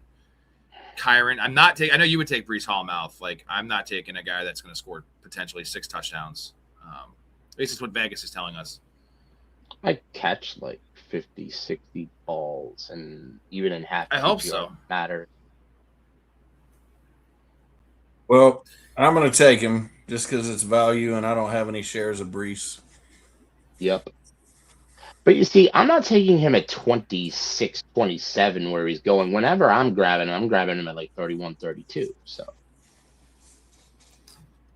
more often than not, or 30. Henry is projected for, well, not projected, but the Vegas has Henry at 12.5 rushing touchdowns. Like that's just, but like, would you ever bet the under on that? Like, because if he stays healthy, he's gonna. Like, if he doesn't get 12.5, if he doesn't get 13, he's gonna get 12. So yeah, you win your bet by a half touchdown. I mean, and the thing is, Derrick Henry never gets hurt. Like he was hurt half a season on Tennessee 4 years ago. Outside of that, when's the last time Derrick Henry had a full season? That was the 1 year I took him at number 7 overall in one of my leagues. Guy is just an animal, man. Just an animal. Just about. My team so far would kill in PPR. Oh, we got Swaggins in here. Swaggins did join. Okay. Yep. Swaggins joined, but Noah didn't join. So after this, guys, we will do a puppy if you want to stick around. Hopefully we can get at least half of us in here. It might be an issue, but the nice thing is the other half that doesn't get in this one will get in another one with each other. Yep. And then then whoever is in the community can send from that draft. Can send in the Discord. We could draft grade those guys out. But I just can't draft neighbors in a sit and go. I just don't. Total points. It's just he has to fall to like the middle of the fourth, maybe later than that. I don't know. Like, what's the upside? Comes back week 5. I still think there's a chance he plays week 1. Mouth, you say no way, right? No way, 0% or like 5%. It's not a 0, right? It's not 0. It's not a 0 now. The reports are getting better, but reports are reports. I got a sinking feeling, and I don't want to put a professional opinion on a stream behind it, so I won't say it, but as a Giant fan who has seen terrible things throughout his life, I have a very bad feeling about this. It's like the Star Wars quote. I had a bad feeling about this. That's what John is saying about. It's a trap! Yep, it is. So, Mouth, we talked Giants. about. Go ahead. I was going to ask Mouth. We talked about Jets fans being Mets fans. Are you a Mets fan or Yankees? I am a Mets fan and a Giants fan. It's weird. I know. I just saw all of the pain that my family went through being Jets fans, and I'm like, No. No, I can't. No. All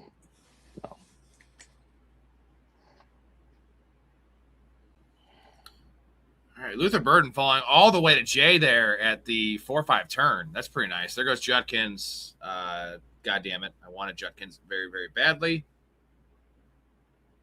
Need one of these running backs to fall, and it's Travion Henderson. I don't want Travion Henderson. Fucking don't want Travion. So let's do something a little weird here. Let's take Lamar.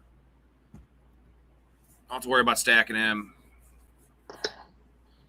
Oh, and the QB run begins. Gives my shitty team a chance if Lamar, turns back the clocks. That's really the only chance. I don't love this team at all right now. Take a little Loveland.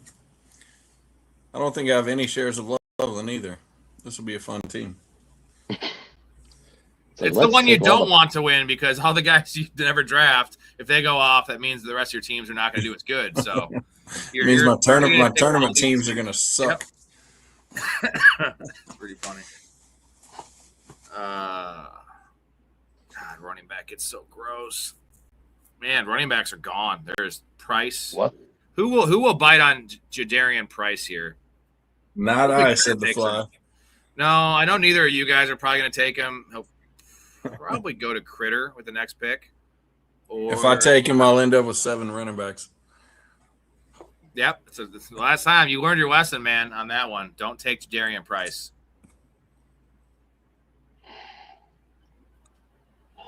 These are all nasty and I'm gonna be sad. I'm gonna be sad when he has 1,400 yards and 10 touchdowns, which I think is a 1% chance, but talented player for sure. I do have him on my dynasty team. And just see, I like Price in dynasty because where you're getting him, it's a fair. You're not using him this year. Like that's fine. And Charbonnet is not gonna be around forever. There goes Joe Burrow, Brian Thomas, pretty decent value on Burrow. I'm glad the quarterback run started. I started with Lamar. Who's going to take Price? Who is going to take Price? We're at pick 6. We're at his ADP right now. Someone. If he goes back to me, I'll probably still pass on him. I would take him at pick 76. There goes Price. I would take him at 76. Who is Sugo Dees? I don't know, but he took Price. Sugo Dees took Price.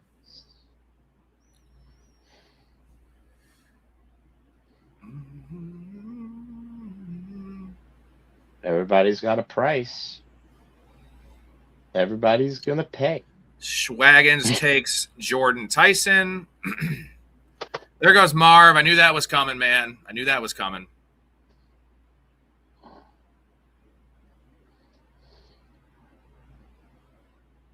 Three, 3, and 2.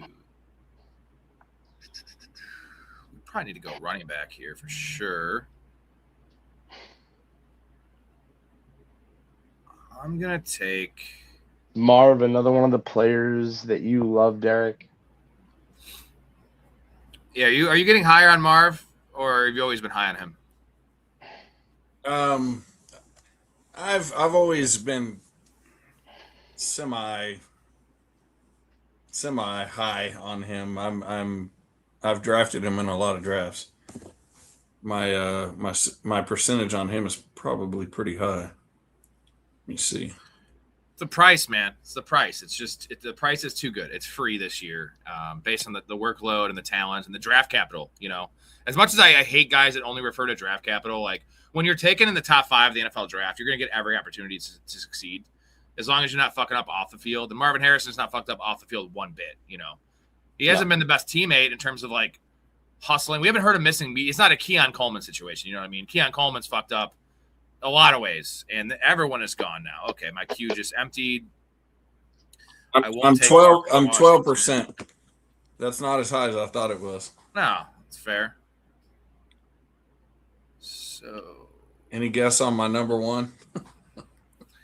Rashid Shaheed. What is your number? 30% Rashid Shaheed. Wow. What about Horton? Horton's got to be like 25, right? Let's see. Oh, Stevenson. Guy's got 4 running backs now. The hell? What? Who is this guy? Yeah, Horton is 25%. Dubs, Tyquan Thornton, Torrey Oh, Horton. he doubled up the Patriots backfield. That's what he did. Because he took That's Jeremiah fine. Love.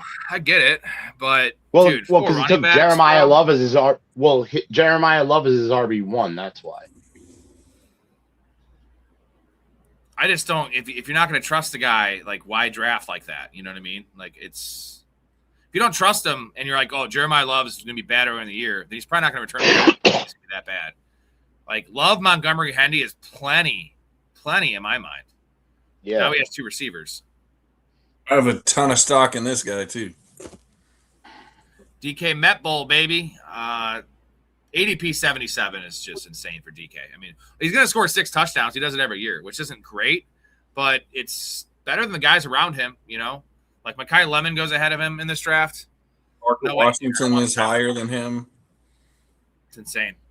Parker Washington is still available, by the way. He is 13 picks after ADP right now for Parker Washington. At this point, I do like Parker. You know, you start getting to the early 80s. Do we? I already have too many really full PPR guys on my team. St. Brown, A-Chain. No. Who do I have? JSN, Chase Brown, Brees Hall. Why do I think Parker Washington is just going to fade into complete hell and obscurity? If Travis Hunter has a decent role in this offense, he will fade into obscurity because Jacoby Myers is going to be their top 2 receiver. Like he's going to be. They paid him like that. Jacoby Myers has a great rapport with Trevor Lawrence, and like, why would they ever take Brian Thomas off the field? Like, Brian Thomas does something for this team. Now it's a sacrificial position of just running down the field fast, but like, no one else has juice. Parker's a nice return guy and pretty athletic and like twitchy, but he's 5'10", 5'11". I mean, they need Brian Thomas on the field every snap. Like, you need juice because you just lost Travis Etienne as well. I mean, you need juice. Brenton Strange is not offering any juice from the tight end position. So where does Parker Washington fit in? Are they going to play 5 receiver sets? No, that's why I don't even see. I wouldn't even draft him. I don't think I've drafted him once this year. I took him in a draft, like and I took Travion Henderson too, and it was like they both fell 10 picks after ADP. That's the only way I'll do it. Like, Parker's almost like an ETN in the slot. Like he's not a true receiver. I honestly think the only reason Parker Washington ever received the football last year is because they didn't figure out how to get Trevor Lawrence to throw the ball to Brian Thomas. Or downfield, I think is the bigger point. And we don't know if that's going to happen this year. But, the reports are Trevor Lawrence is working on his deep ball. I mean, that's kind of a bland-ass report. I sure hope he is because all quarterbacks should be doing that. Like Tom Brady was doing that in year 16. Didn't need to do it, but it just why not try to get better at something you're not perfect at? And in Trevor Lawrence's case, you're downright bad at. And also in his case, your best weapon is a deep ball receiver. You better get better at the deep ball, otherwise, you might not be on your team much longer. Like, I really don't think Trevor Lawrence is going to be long for Jacksonville if he doesn't figure it out. All right, 4 guys in the queue, 2 picks before I'm up. There goes Blake Corum from the American Sniper. There you go. Man, fuck. These wide receivers are not going to be there, but the running backs fall off fast. So let's take Kyle Monangai, and then we'll take whatever receiver falls back. I'm fine with Pearsall. I'm fine with Wilson. These guys do not have a lot of receivers next to me. There's 2, 2, and 3, so this should be a lot of receivers off the board. I feel like Monangai would have gone. Maybe I made a mistake there. Because this guy shouldn't take any running backs. He takes Pittman. That's cool. 4 options, 5 picks. Pearsall off the board. Big J was next 2 picks. Me and Jay have pretty similar teams right now with early quarterback, early tight ends. Worthy and Downs, Sniper, Multi-window. Sniper J. Yeah, multi-window got too hot on me, guys. So I have to cut off cam for a sec. So you'll hear me, you just won't see me for a moment. Is this phone gonna explode? No, not yet.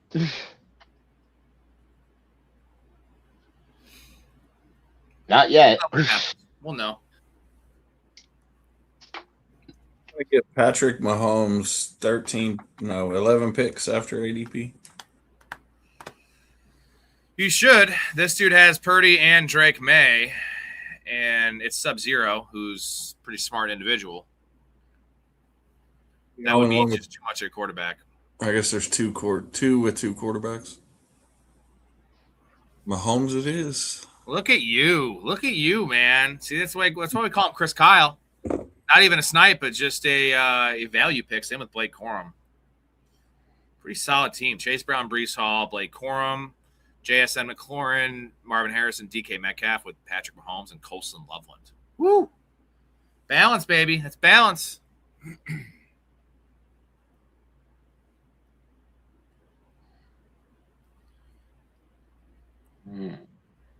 George Kittle off well ahead of ADP. Ahead of Kyle Pitts. Interesting pick. That's a little cray. In a sit and go. I got to grab a beer, guys. I'll be back in 20 seconds.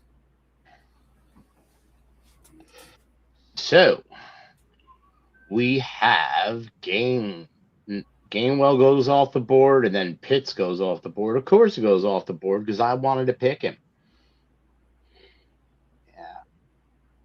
I'm probably going to get dinged for saying, oh, you're stacking too much because you took Jacoby Myers when he was the highest rated receiver there. And, you know. I'm dinging you, bro. You're dinged.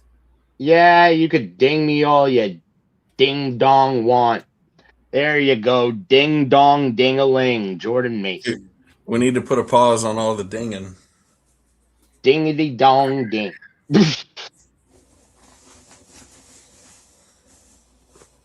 Back to on-camera action. You know, we had to take away I had to take away the camera view because, you know, I had to censor all the dinging.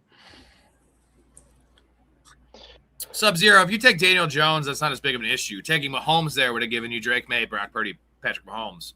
3 quarterbacks in the top 9 rounds. That's just too much a quarterback. That's crazy. A lot of quarterback value right now. Definitely a whole lot of quarterback value going on. Shit, I have Lamar by 13, so I should be able to take my second guy here and just end it. Although I doubt they're going to fall. There goes 3 in a row. We have Kyler. Give me Kyler. Ah, shit. Get sniped there. Boom. Bang. I love seeing Derek get sniped. That's the best thing in the world. You see, he's focusing on entertaining the people, and he's not used to doing this whole hosting gig. So he's getting sniped. I'll go Jordan Love. I don't hate it. You see, Derek, this was an elaborate plot to get you to lose drafts. Ha ha ha ha.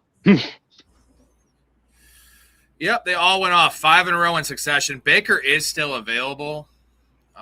He's not going to be available for long because these guys all have 1 quarterback. There's just no way he falls back. I got Lamar. I'm not worried about it.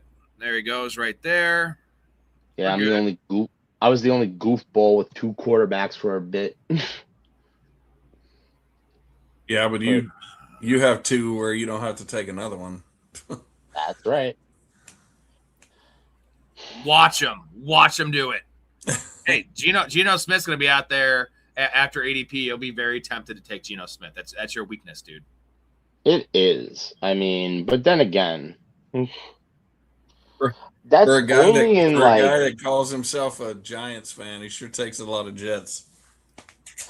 Well, when they're so late after ADP and nobody picks them, and there's literally no reason.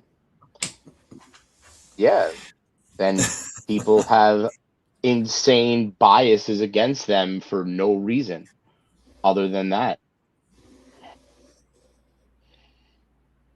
JCM or Chris Rodriguez? Chris Rodriguez for me all day. Oh yeah. And that's over Aaron Jones. Jerome Ford. I think Chris Rodriguez catches more passes than JCM this year, and Chris Rodriguez is allergic to catching passes. So another upside. Hey, Wally's in here. What's up, Wally? You missed Storey the other night. Storey will be on Sunday. I know he loves to tune in for those Storey programs because he's a big fan of Mike Storey. We all are, but Wally has a little different reason to watch him. He's very, very attracted to Storey, which maybe we all are too. Are you guys attracted to Storey? That 8th grade haircut of his? Storey is an attractive guy. Wow. Storey's a beautiful man. Yes. Yeah, baby. We got to definitely write a song about how we do not diddle kids. Do not diddle kids. It's no good diddling kids. There is no quicker way for people to think that you are diddling kids than by writing a song about. Miles was just singing about how he's attracted to Storey, so I figured that's a good timing on that one. There goes Shaheed right ahead of Mouth to Montana. You haven't been picking Shaheed as much, Derek, and his ADP has gone up a bit, but is it because you just have way too much Shaheed already? That's kind of where I'm at. A ton of Shaheed, and then week 11 buys. Yeah, dude. Week 11 buys are killer. Fucking killer. Ooh, this is getting pretty gross here at running back. We have 3, Scatabo, Warren, and Monungai. Not a great room. Not a great room at all. I think I might have, aside from just getting one later on, finished. You got the Jordan Mason, Aaron Jones combination going. Pretty solid in a sit and go. Mm-hmm. And then with the top 2 there. Tracy off the board. Let's see. We have 3 running backs for Swaggins, 4 for Derek, 4 for Sub-Zero. I have 3. The guys left of me all have 4, 4, and 3. Man, they're all going to be off. Shit.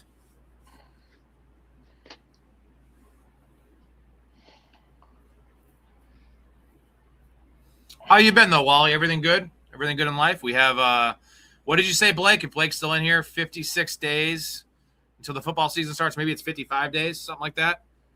Yep. It's getting real, man. It's getting real. It is. You know what else is real? The fact that I have a potential week 7 bye issue. That'll happen when you take, let's see, who do you have week 7?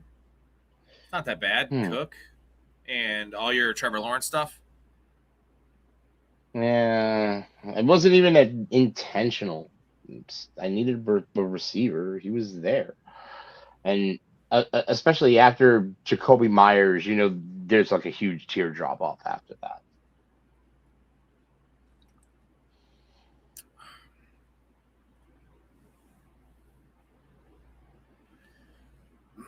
Wally says he can't wait for J.J. McCarthy until J.J. McCarthy gets a starting job. Well, you'll be waiting for, like, the rest of your life, I think. It's going to happen in 11 years. Like the life of Bilbo Baggins. It ain't happening. Guys, if Kyler gets hurt or is terrible, is it Carson Wentz or is it J.J. McCarthy? That's the question. I think that's a real question. Is that? To me, what it comes down to is where they're sitting. It's Anthony Richardson. Then at that point, it's Anthony Richardson. It might be. But to me, it boils down to where they're sitting in the standings. If they've got a chance to make a run and get in the playoffs, it's going to be Wentz. If it's good call, trash time, it's going to be McCarthy. I mean, they would be trash time, though, because if Kyler's not the answer and they're benching Kyler or he gets hurt, maybe if he gets hurt, it's a different story. But if they're benching Kyler, they're not going to have a winning record because Kyler would have been playing like he was in the Cardinals. I was thinking injury. So, I mean, if they're in the mix and Kyler gets hurt, it's Wentz. Ah, Wentz all Jesus. day. I This is JJ McCarthy is equal to Kyle Allen for me. That's who Wow. wow. Don't that's rough, bro. Kyle Allen, come on, man. That's Kyle Allen. seriously. Wow. God, this is ugly. All Gross. of it is. that's like All of it comparing is. that's like comparing if you're a random guy comparing your significant other to Honey Boo Boo's mom. Like, no, Kyle Allen. Ooh, he's like a young Dan Orlovsky. You know, he has a great future ahead of him for ESPN in the booth. Stepping out of the back of the end zone. They should do a segment. They should do a segment with Dan Orlovsky where the camera isn't centered on him because he can't actually find the center of the camera. He's trying to do a segment and it's like just the top of his head. And like, what the hell, Dan? Like, you can't even find the frame. And they just like pull a joke, like how they pulled the joke on Gronk about like the fake player. That'd be really mean for Dan Orlovsky, though, right? Like that'd be really mean to kind of bring up that bad memory for him, which is just all-time clip. Whenever you're feeling sad about stuff, just go watch Dan Orlovsky run literally 6 steps out of the end zone and run 6 steps sideways and think he can throw the ball because he actually doesn't he actually throw the ball too? Like he actually like releases the ball, not realizing he's fucking past the goalpost. So when I have to think about, I need a second tight end right now, and the best one available on this board is Brenton Strange. But if I take him, all of a sudden I'm just gonna hear your voice in the back of my head going, "Too many stats for Trevor Lawrence and sit and go." So I'm just gonna have to take That's Juwan exactly Johnson what I would instead. say. That's exactly what I would say. Well, how many stacks are we talking? Are we Brian Thomas, Jacoby Myers? It would be 3 stacks from a rushing quarterback. It's probably too much in a tournament, honestly. You see, you hear my voice right now. I'm saying it right now. You hear it. Oh shit! It's like when I'm trying to eat when I'm trying to eat Pop-Tarts at 3 a.m, and I just hear my wife being like, "Pop-Tarts are terrible for you. Don't eat those that late. Don't eat them, period. But definitely don't eat them at 3 a.m." Then I put on like noise canceling headphones and I fucking fire up 4 Pop-Tarts and I eat them. No, you see, I actually want to win money. So, I actually, did the smart thing. And instead, I went and grabbed Juwan Johnson. And then I followed that up with Zach Charbonnet. Just like I want to live. I want to live past 45 and eating fucking Pop-Tarts at 3 a.m. is probably not the best health decision because they're delicious, man. They are delicious. And I love them, but I shouldn't be eating them. So I think the key is I should not buy them because if I have them in the house, I will be eating Pop-Tarts. I'm literally like a teenager. Mine is cereal. A bowl of cereal at night before I go to bed. Oh, what kind of cereal? Such a bad habit. Cereal's not that bad. Depending on the cereal. What are you eating? Fucking Fruit Loops? Captain Crunch. Captain Crunch. How old are you, Derek? The answer is 51. Crunch berries, the peanut butter, honeycomb. Bro, CC Sabathia had a successful career pitching baseball for very many years on booze and Captain Crunch. Feel no shame about Captain Crunch at night. CC Sabathia was also 290 pounds. He was huge. 6'6". We'll give him that. He was 6'6", 290, right? Yeah. Giant human. 6'6", 290 is that's a decently sized boy. It's a large human. Yep. Well, we're gonna have to do it. I shouldn't do it, but I'm gonna do it. You know the pick, guys. I know. I gotta do it. I already have Brock Bowers, but you know what? He'll be my flex like 7 weeks this year when he goes for 6 catches, 70 yards, and a touchdown. 6 different weeks because it's TJ Hockenson, and he is the GOAT among goats. Yes, look at that. Tight end run. Sweet. Take them all. Take them all because I'm done now. Dusty Goat. He is a dusty goat for sure. Like dude, I gotta get a shirt. Make TJ Hockenson shirts, and it's just a goat covered in dust, and it says Hockenson in the back, and it's just the dusty goat. It doesn't say dusty goat. It's just a literally covered in dust like pouring off this goat, and we all know what it means, right? He's dusty, but he is the goat. Also, the highest paid tight end this season. That is true. Well, cap hit wise, but that's disgusting Yeah, if you're the but Vikings. Like, if I'm a yeah, Vikings fan, I am furious at TJ Hawkinson because that is awful. Awful. you know what you do? You put him on the shirt with Kenyon Drake. Ooh. Kenyon The Drake. Dusty- All right, here we the go. Dusty Another one of my Goat. favorite players of drafts. Don't do it, but play the clip. He knew it. He knew it. I want to talk to Sam. Talk to Samson. Climb to the moon like that bitch Alice Cram. Oh, I feel so warm inside with those last two picks, Hawkinson and Sampson. It just feels like home to me. I'm just home. I'm warm. I'm fuzzy. I got a nice buzz going. Just life's good, man. In a sit and go, especially, life is good with Hawkinson and Dylan Sampson. These have Just the been 9 picks after ADP. These have been the two most stress-free drafts we've done as like a group in a while. Like nobody's sniping each other's guys. Everybody's having a good time. I'm just waiting for Yeah, the Mal quota didn't to take somehow TJ screw it Hawkinson, up. 9 picks at ADP when I have Kyler Murray. Everything's good. Everything's good in life. Wow, well, you're still holding on to that. Like I'm I forgot about gonna that. always be holding on to that for the Fuck. Go buy some sandals. You want to fight? I'll fight you. Fight. I haven't fought in 10 years. I'm fighting you. What you got? What you got? Let's see. Throw down, bitch. Throw down, bitch. Throw down, bitch. quarterbacks are getting real rough right now. I still have just Lamar on this team. Not great.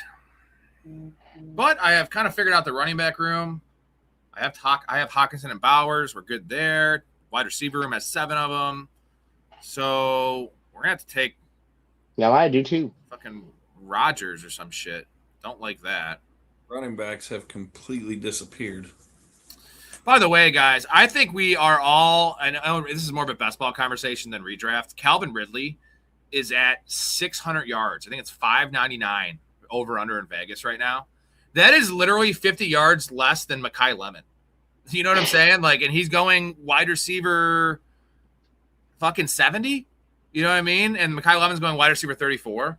So Vegas is not off Calvin Ridley, I guess is the point, because they have Carnell Tate for 774 and they have Calvin Ridley for 600. Like, that is wild to me. Not only are they not off Calvin Ridley, they're baiting Calvin Ridley to bet on himself. Yeah, good call. He will do it, dude. But He'll bet on himself, have the best season of his life.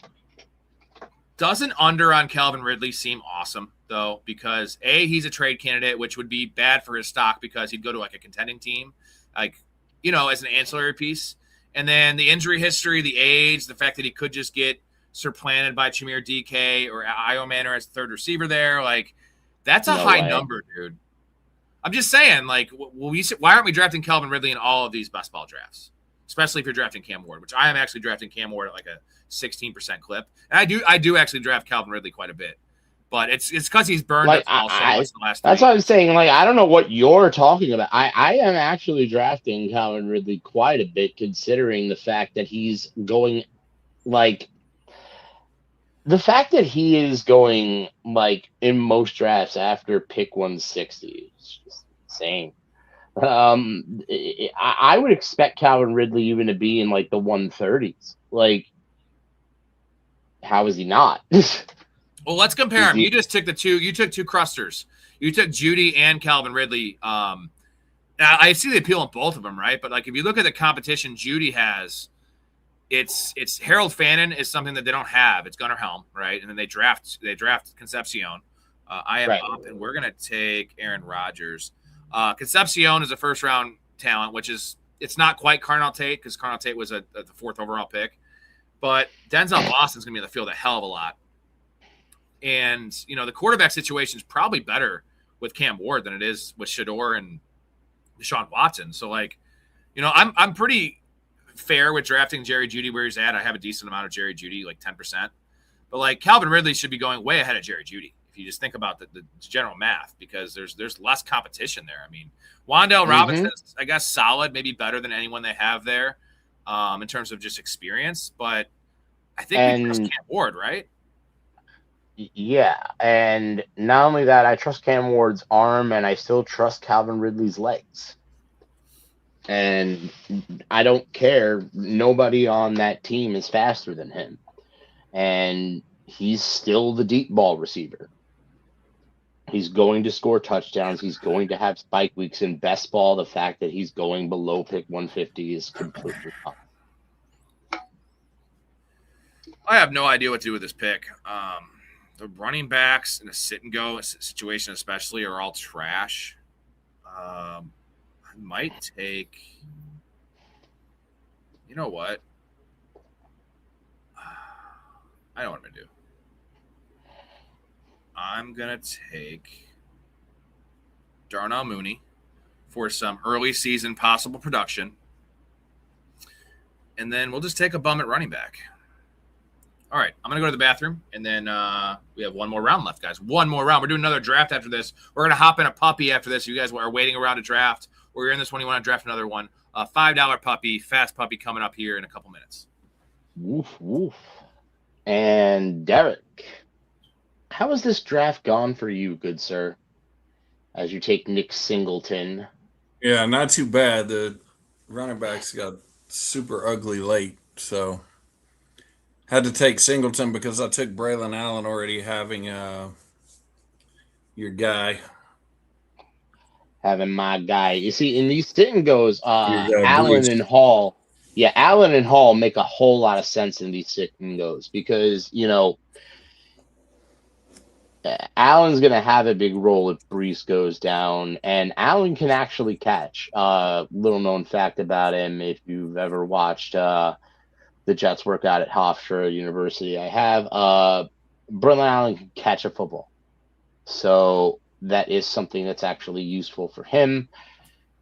Helps out the Jets a lot, can also be useful, can, you know, that does put him on the field in third downs, which is why I think, you know, you might be seeing a little bit of the rushing TD totals for Brees going down.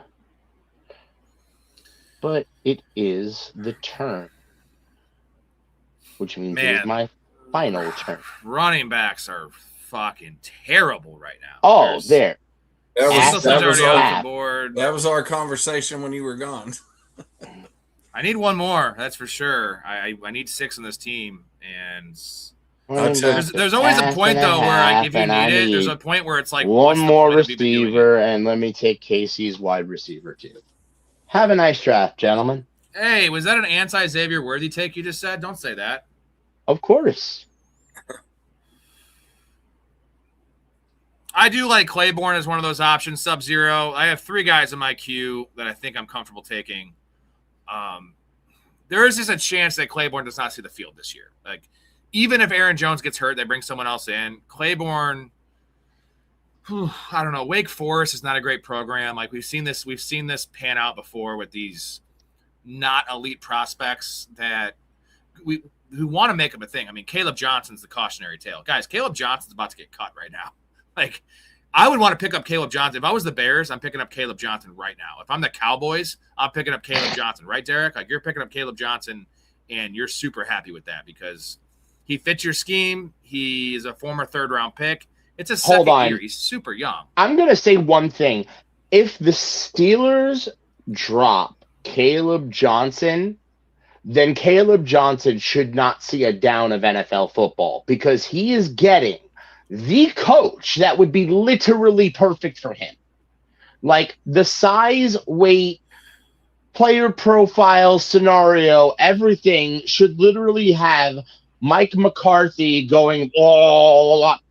But right now, it's more of a Todd Monken conversation with Caleb Johnson. Any guesses on my pick here, Rob? What position? Receiver. Torrey Hort. There you go. Yeah. He's back on the train again. I'm back on the escalator. Cue it. No. You're not on the escalator. He's on it. He's on it. That kid is back on the escalator again. Remarkable. That's criminal. That kid is back On the escalator again. Leave it alone. What? Oh, I have a decision to make here. Jordan James or Justice Hill? Like, the upsides with Jordan James to sit and go. I'm going to take James. I don't in a sit and go. I don't mind Justice Hill. You know, he has those, 2 games every year where he catches a touchdown pass. But give me Jordan James, who might have the same role as Justice Hill with the actual handcuff ability. By the way, I actually enjoyed Damon Claiborne. I loved his tape. You did. You and Storey liked him a lot more than me. Really good. Like, he looks really good. Like, his footwork is beautiful.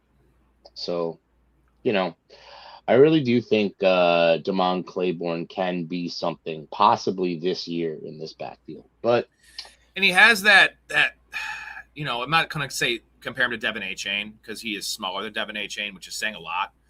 He's slighter than Devin A-Chain, but he has that 4.37 speed. You know what I mean? Like, he's the type of player that can do a lot with less. If you give him 7 touches a game, he's a guy in a best ball that could be relevant. All right, once we're waiting for Derek to get back, let's skip. There's too many teams to grade. It's going to take us too long.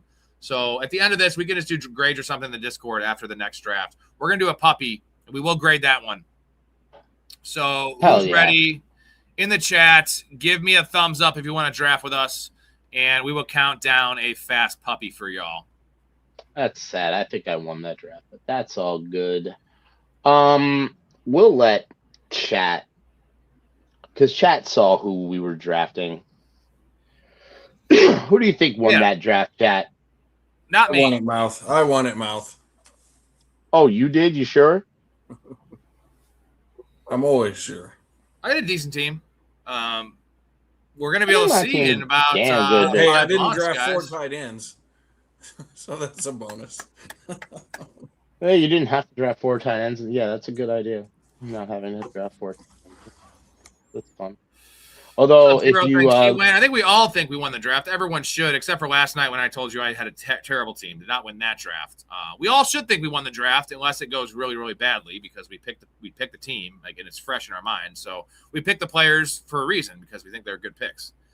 I don't think I won structural issues. I just have this nagging. I just have this nagging voice in the back of my head. Too many stats with Trevor. It's a good impression, actually. It's exactly what I would say and how I would say it. Guys, give me a thumbs up in the chat if you want to hop in this draft with us. I'm gonna give it a minute or so, then we're gonna fire it up, fast puppy, for you guys. Let's do it. Sub-Zero. Jay's looking at the teams. Jay, be our guy and look at the teams. Jay, you tell us who won this draft. Yeah, I think Jay is a very fair. 100%. He's a very fair evaluator, especially between us 3. All right, you guys ready? I'm going to count down from 5. We're going to join the fast puppy. Join on the 0. I'm going to count down and say 0 or go or whatever I'm going to say. We'll see. I'll surprise All right. you guys. 5, 4, 3, 2, 1, 0. Go. Oh, it already filled up. Yeah. We all got in this one at the same time. Yep. Jay thinks that Sub-Zero won this one.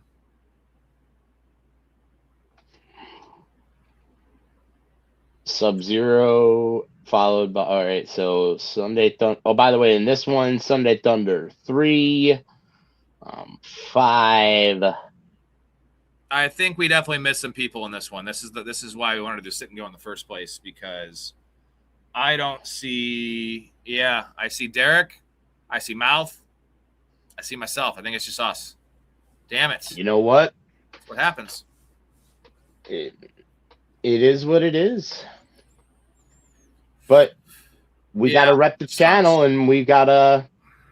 Looks like we gotta do some work. Other guys getting one together. Quaid. You're in this one, Derek. No, I'm saying did the other guys get in one together? Quaid, did you guys get another one? If you're in there, you can stay in there and draft together. And if someone in there is in the community, because Montana missed it as well, Montana could post these on the Discord, and we can chat about them after when we do draft grades. Hell yeah, definitely. So Montana, did you get in the other one? Are you guys all in the other one together?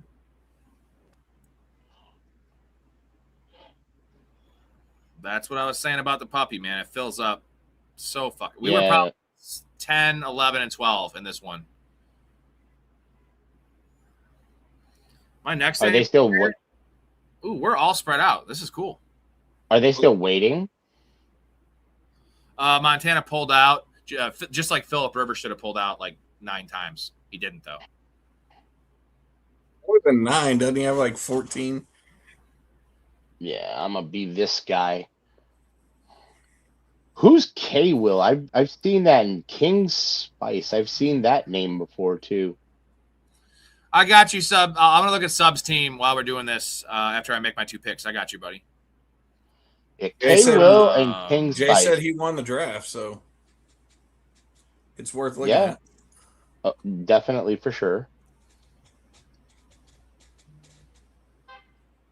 So if Jay says El Campeon is Sub-Zero, then we should take a look at greatness. The Genty reach. Now I have a question. Now, at 10 who is the reach? person? I don't have a lot of Genty. Who is the person on Underdog who would be named Tom? I don't know. Tom, the guy from MySpace back in the day. Yeah, Sub. You have to leave before it fills. Otherwise, if you don't, if you can't leave once it fills, obviously. But if you leave, I might be getting myself. No, I will not. So, I guess we're just gonna take Derrick Henry. Yeah, I knew that wasn't gonna happen. Same buy, whatever. We'll figure it out later. I'm gonna check Sub-Zero's draft here. Let's see. All right, rate my lineup. Here we go. We got his team. We have Drake May, Brock Purdy, Daniel Jones, Christian McCaffrey, Javonte Williams, J.K. Dobbins, JCM, Sean Tucker, and Mike Washington. A.J. Brown, Mike Evans, Alec Pierce, Romeo Doubs, Stribling, Surratt, Chris Brazzell, Tyler Warren, Hunter Henry. Bing bong. Pierce. So quarterbacks are fucking awesome. Top 2 running backs are awesome. Dobbins is a fine 3. Yeah. A little bit of handcuff stuff there. The Sean Tucker and Mike Washington. I like that though. Here's good tight ends. It's hard for me to say if I want it because I can't look at everyone else's team, but that's in the B range for sure, right? That sounds like an upper B. Upper B. B plus. Marino JOTC8. Like, why do these names look like people we've seen in drafts before, or like? Probably because you've done 200 drafts. And I was going to say it's a sign you've done too many best ball drafts. Well, I kept on winning NBA fantasy. I just kept reinvesting do they have them G into League? best Do ball. they have summer league stuff or no? Do they do that for like Underdog? Yes, but I don't know. But if they did, I would definitely just do that. It's so easy. The daily NBA fantasy stuff is all just effing super flex. You just hit point guards and big people.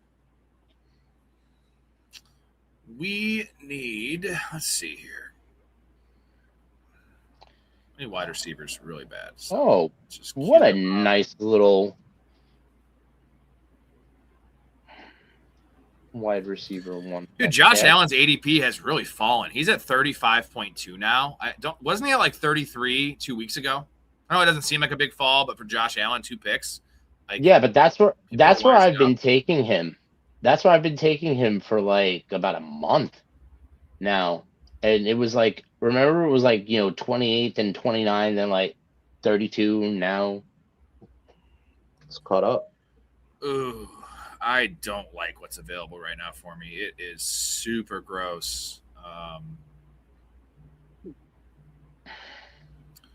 I guess we're just going to take the guy I've been taking a lot, Ted McMillan, undervalued. Take a boot. Storey sold me on Tet. He sold me on Ted as well.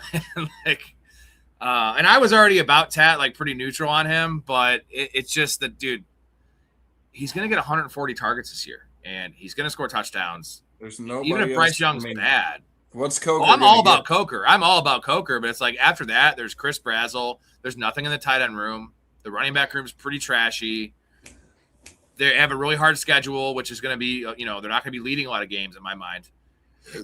At least Vegas is not telling you they're going to be leading a lot of games. I'm going to sell you all on why Chris Brazzell was the perfect pick for the Panthers. Because at least once a game, Bryce is going to throw it deep to him while Brazzell's on a run and almost get the pass off. So what that's going to do is it's going to open up the intermediate part of the field for Tet McMillan. So Tet doesn't have, so they can't practically triple team Tet McMillan in the intermediate part of the field, which then not only makes Tet better, but maybe, I know this is going to sound shocking, maybe Xavier Legette could actually be useful.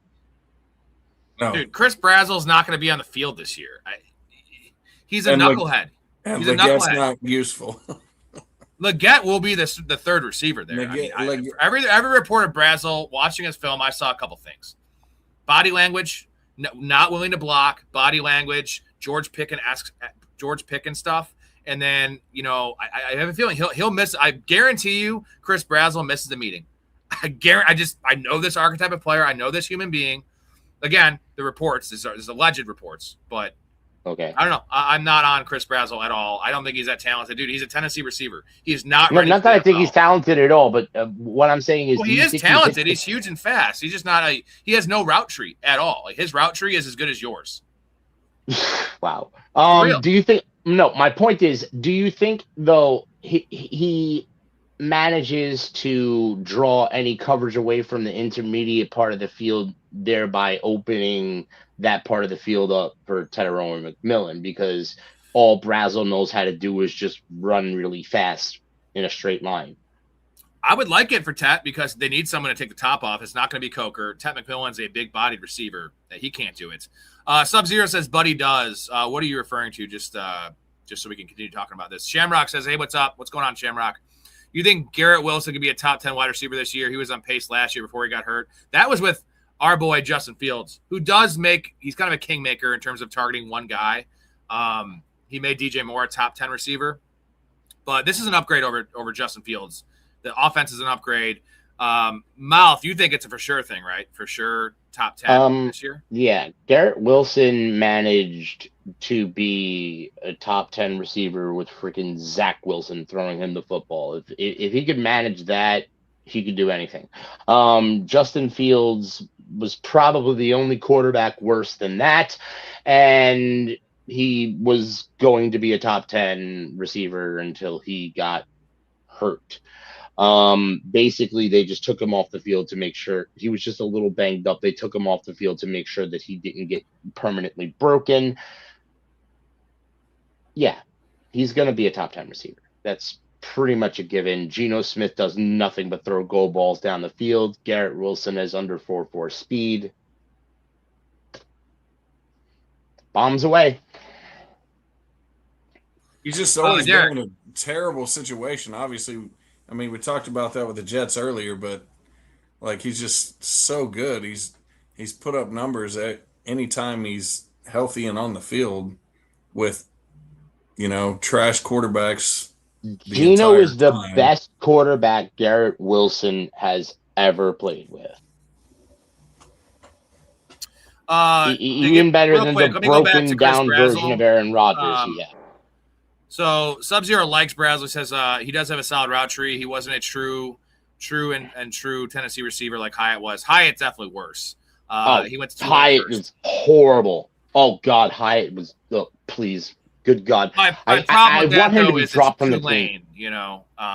My biggest issue with Brazzell is the body language stuff, the character concern stuff. We just saw this with Keon Coleman, who is actually a safer prospect in terms of like reputation than Brazel. And then who was the guy that came out of Alabama that was picked by the Bengals? Fast dude. That's the fuck is his name?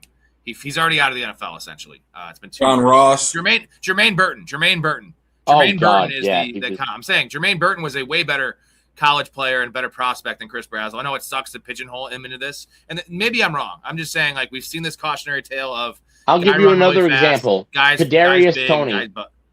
Kadarius Toney. Kadarius Toney was downright amazing for 4 or 5 games with your Giants, and then it just. Yep. And then I'll it's never all forget down. that guy. Do you remember when Kadarius Toney lined up off sides in that game against when he was on the Chiefs, and they lost the game because of him? Yep. I had money on the Chiefs that game. I also had Mahomes in a lot of fantasy leagues that year, and he would have ended up. I needed like a couple more points. It was like a 3:00 game, and like that went from a 50-yard reception to set them up for a touchdown to instead of 3rd and 10, it went to 3rd and 15, and they just didn't. He didn't get another completion.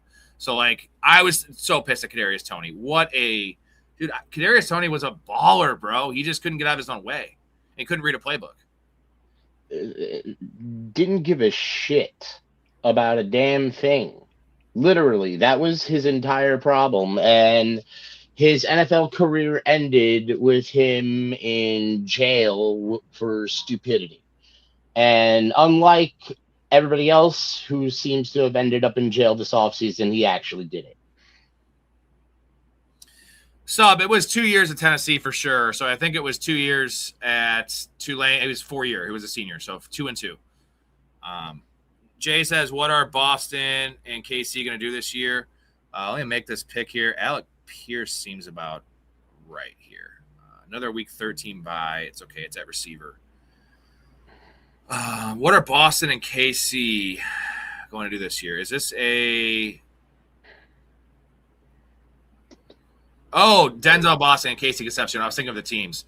I'm not a Denzel Boston guy. I think he's going to play a lot of snaps.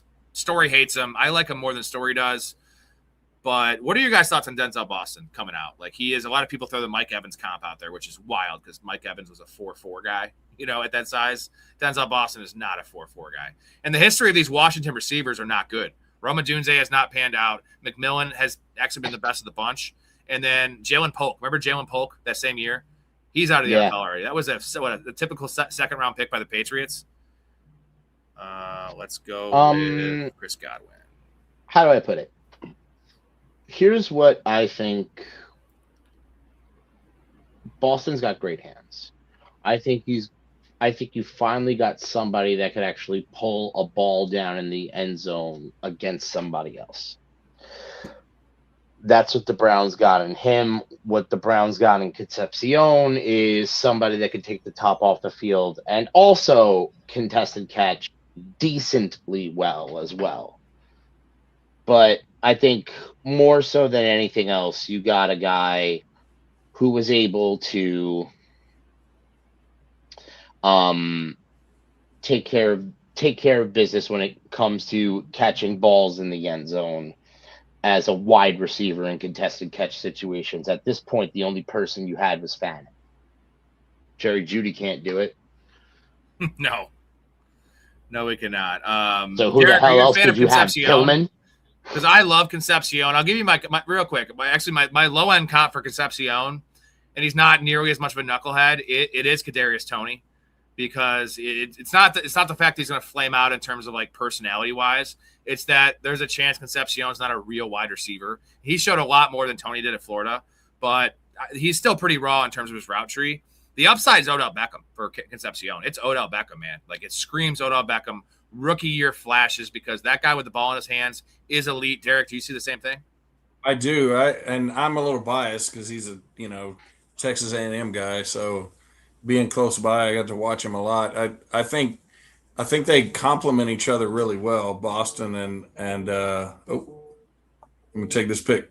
I think they complement each other pretty well, Boston and Concepcion. I think Concepcion is going to be able to work the middle of the field, and he's just like, once you hit him on the short routes, and he's just so dynamic with the ball in his hands. I like him a lot. I like him a lot more with Shedeur Sanders, though. I think that's the pairing. Where Boston is a much better pairing with Deshaun Watson because he's more of an aggressive passer. Even though Shedeur wants to be aggressive, he just isn't able to because what he does is Shedeur runs back. Shedeur thinks he's Caleb Williams. He's like, I'm going to run back 20 yards and he gets sacked, where Caleb actually completes the pass. Sub-Zero is talking about Brazel. So if he could develop past being a really good 50-50 guy, it'll maybe be like a better N'Keal Harry. I'd love N'Keal Harry coming out. What another bust for the New England Patriots. A.J. Brown's a ceiling in terms of skill set. Diet A.J. Brown. I'll give you that. I would say, let me make my pick real quick. We have next to me. Let's go with Kenny Gainwell. My comp for my high end comp. This might be selling it too short for Chris Brazel. Is Marquez Valdez-Scantling. I think they have the same body type. I think Brazel has more upside because he's more of a physical freak. He is an elite athlete. The downside is all the other guys we talked about. So I think he's going to be an NFL player if he can keep his nose clean. If he can be a team guy and not even arrested. Just like we don't want any trouble because I don't think any of these third round receivers are not talented enough to look at Keon Coleman, guys. Keon Coleman was drafted ahead of that. Rashad White's available. We're going to take a tight end here in Harold Fannin. I think Chris Brazel would be a better real-life NFL player than fantasy player because that's the archetype I don't like to trust. I don't like trusting Marquez Valdez-Scantling types that just give you, every 3 games he goes 3 for 90 and a touchdown, and the other games is like 1 for 34. Like, that's a rough thing to trust.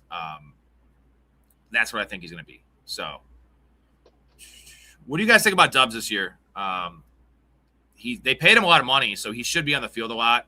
My concern with Dubs, and I'll get your guys' opinion after this, is they still like Kyle Williams. Mac Hollins is probably going to be on the field catching touchdowns. Like, Keyshawn Boutte was elite last year.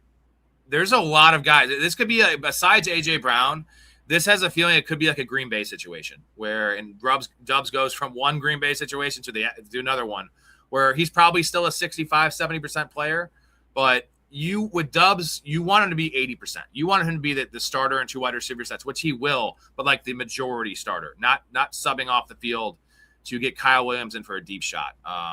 Derek, I'm going to go to you. What are your thoughts on Dubs this year? Have you been drafting a lot, and do you see the upside in that pick? Well, I literally just drafted him, and when I looked earlier at my my percentages, I'm 25% on Dubs, so that should tell you. I like him a lot. A.J. Brown coming in, dampers it a little bit, but like, and like you said, they like Kyle Williams. I was really big on Kyle Williams last year as well. I think he'll be really big in the future for him, but I think Dubs is going to have a big part in what they do this year for sure. Mouth, are you in on Dubs? I like Dubs. I don't think them bringing in A.J. Brown hurts Romeo Dubs as much as it hurts Keyshawn Boutte. In fact, I think bringing A.J. Brown helps Romeo Dubs because that's more focus on A.J. Brown. Therefore, Romeo Dubs gets to have less people covering him. He's not going to get doubled. Therefore, easy pitches and catches for Drake May. He becomes the easy button instead of Hunter Henry. The Harry thing was about Denzel Boston. That makes a lot of sense. Harry was really short, though. He played bigger. But Denzel Boston's a big dude. He's, I think, all of 6'3.5". We're going to get Dalton Kincaid here. That works out nicely with his tight end room. We have Ted McMillan, don't we? We cannot take Jalen Coker. Can't do it. Won't do it. All right. Harry was 6'3". Was Harry really 6'3"? Wow. Okay. I thought N'Keal Harry was like 6'1". Dubs does score touchdowns.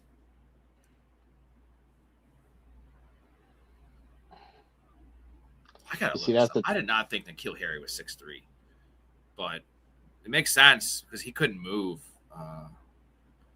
So many bad draft picks. That was like one of the last ones that Bill Belichick had, and there he goes. Okay, so I wanted to take him. We're gonna take a running back here, way ahead AP. Stevie C. Take my boy. I'll take my boy. Wow, Harry was 6'3", 214. Huh. He's only 28 years old, guys. Can we get a N'Keal Harry resurgence? Can he come back to the league? Says he's on the Bears. Apparently, N'Keal Harry's in the Bears. I did not know this. Well, okay. May have just found Ben Johnson's secret plan. You know what? Let me just do this before somebody else figures it out. Danny Dimes. It says here current team Chicago Bears, so maybe they need to Google needs to update their N'Keal Harry information. 28 years old though, super young, man. Like these wide receivers flame out so fast.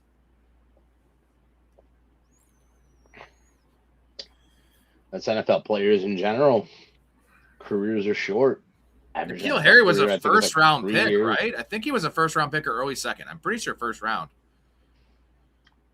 Oh, well, Belichick. Who was the dude? Who is Marcatel? Come on, takes Goddard as his third tight end.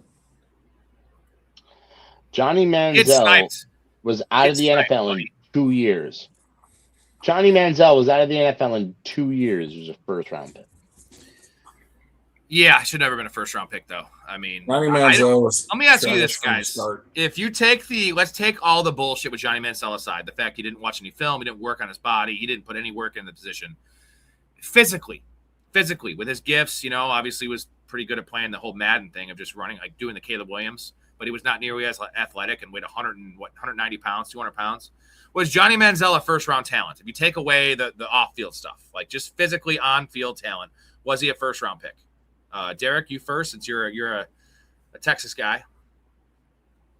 I'm a little closer to it, especially with the town where he played high school. My brother lived there at the time, and so I knew what kind of person he was even back then. No, like he was not a first round. What NFL round? player. He's an NFL player though, for sure. What Russell Wilson area, right? Like third round? Is that third at the highest? Third at the highest. Mouth, what do you got? Was he a first round player, Johnny Manziel? Take away the off the field stuff. Third round, okay. Third round. I'm thinking of Moneyball right now, where Jonah Hill's like, I would have drafted you in the 13th round. You know what I mean? We need Bryce Young really bad here. Don't take Bryce Young, Shiva. Don't take Bryce Young, Shiva. You already have Stafford and Knicks. Don't take Bryce Young, Shiva. Team's ruined if he does Bryce Young. Okay. Thank you, Shiva. I don't know you, Shiva, but appreciate you not doing that. Sadiq. I think the only person that's reached on quarterback in this draft is me. Is that right? Yeah, which I appreciate. Well, unless Tom over here decides to take a quarterback, which Tom doesn't. I think we're properly stacked up here, boys. We have a double stack with Josh Allen, DJ Moore, and Dalton Kincaid. We have Ted McMillan with Bryce Young. I think that's plenty on this squad. We do need running back. I don't want Jonah Coleman. I don't want Tajay Spears. No. Charbonnet it is.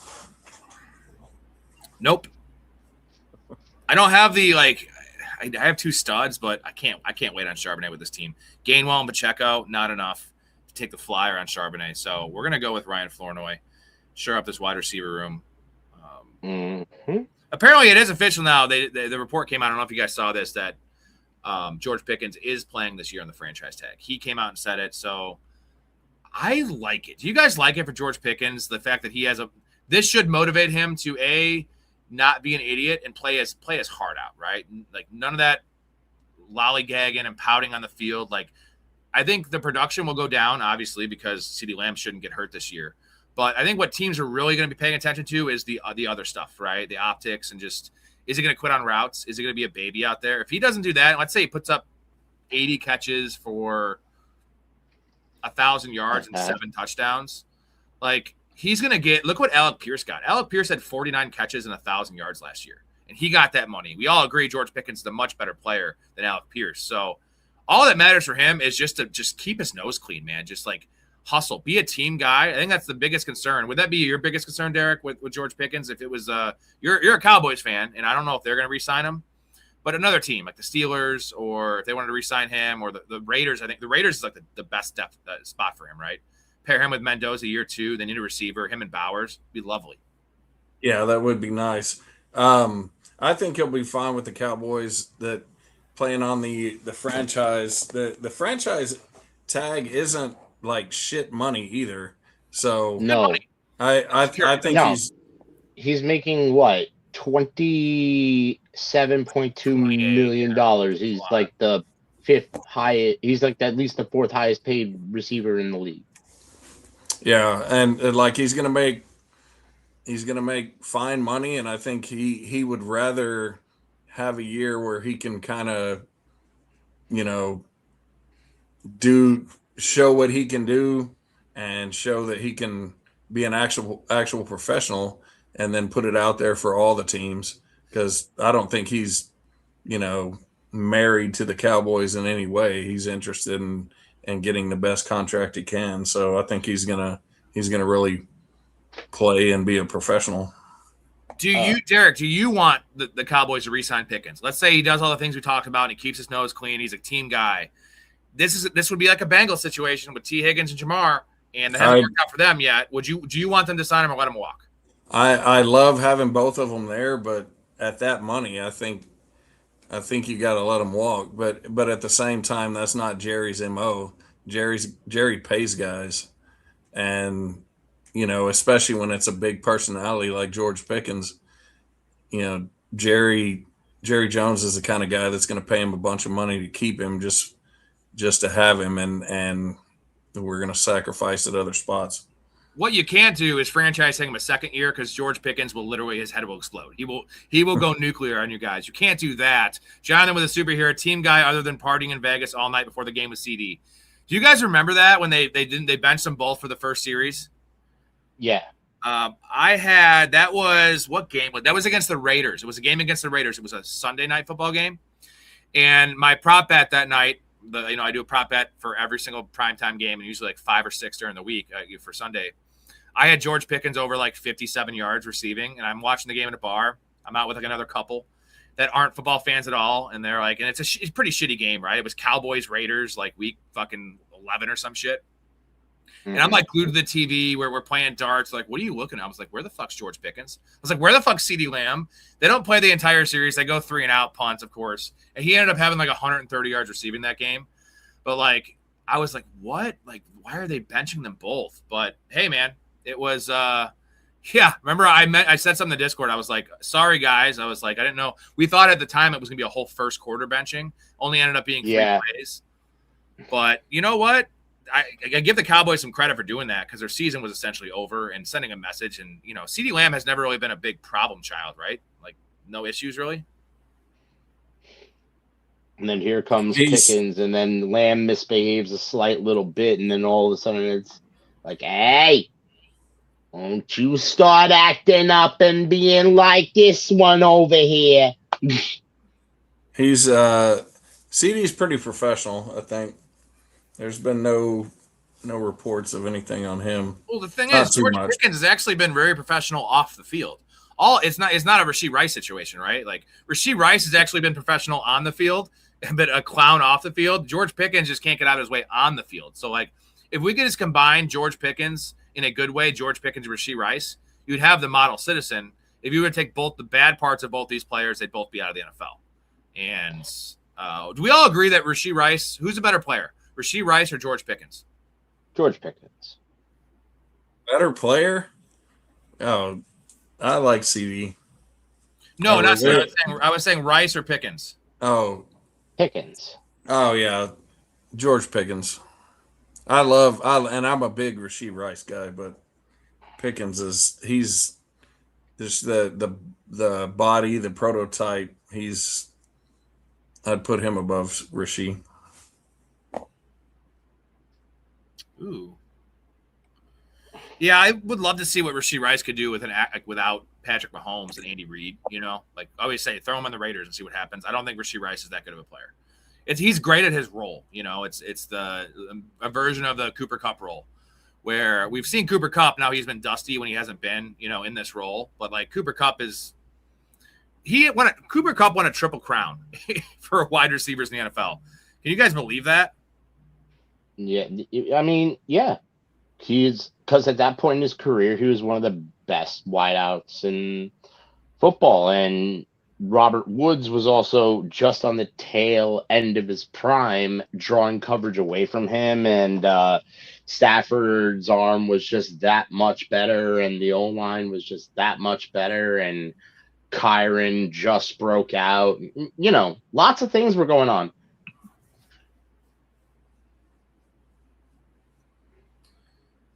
All right, last round here. Emmett Johnson, Jordan James off the board. I got my guy, Keon Coleman. Speaking of model citizens, Keon Coleman. Oh, yeah. I hate meetings, too. I don't want to go to meetings either, but in the NFL, it's kind of mandatory. Isn't this a meeting, technically? This is, yeah. It's a fun meeting, though. We get to drink on the meetings and smoke and do all the things we want to do. Oh, yeah, that's true. But we also get the work done. We also get the work in, We're here. We're comparing notes.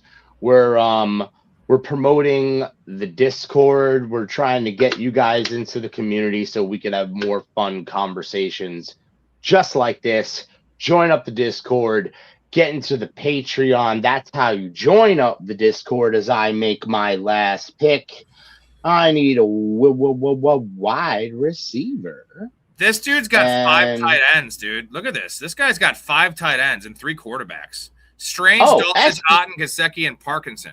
The fuck? Escalator guy. That's an escalator man. 5 receivers. JSN, Waddle, Lemon, Addison, and Diggs. What is this team? It's a 3-5-5-5 build. I don't think I've ever heard that before. 3-5-5-5. 35. He also has Lamar Jackson, Jaden Daniels, and Brock Purdy. So he's way too heavy at quarterback. He's way too heavy at tight end. I mean, 5 tight ends is insane. And he's beyond light at wide receiver. I don't think I've ever seen a light wide receiver room like that. That is. Did this guy just decide he screwed the draft and is like, that's it, now I'm getting it thrown out? Was this the idea here? No, because it's not that. I've seen worse. I mean, I have Fannin and Kincaid, so I'm pretty happy with my tight end room. He took them. Or do you think you really just wanted to end the draft with 3-5-5-5-5? He wanted to be the first 3-5-5-5-5 build, and if there was more positions, he would take 5 kickers as well.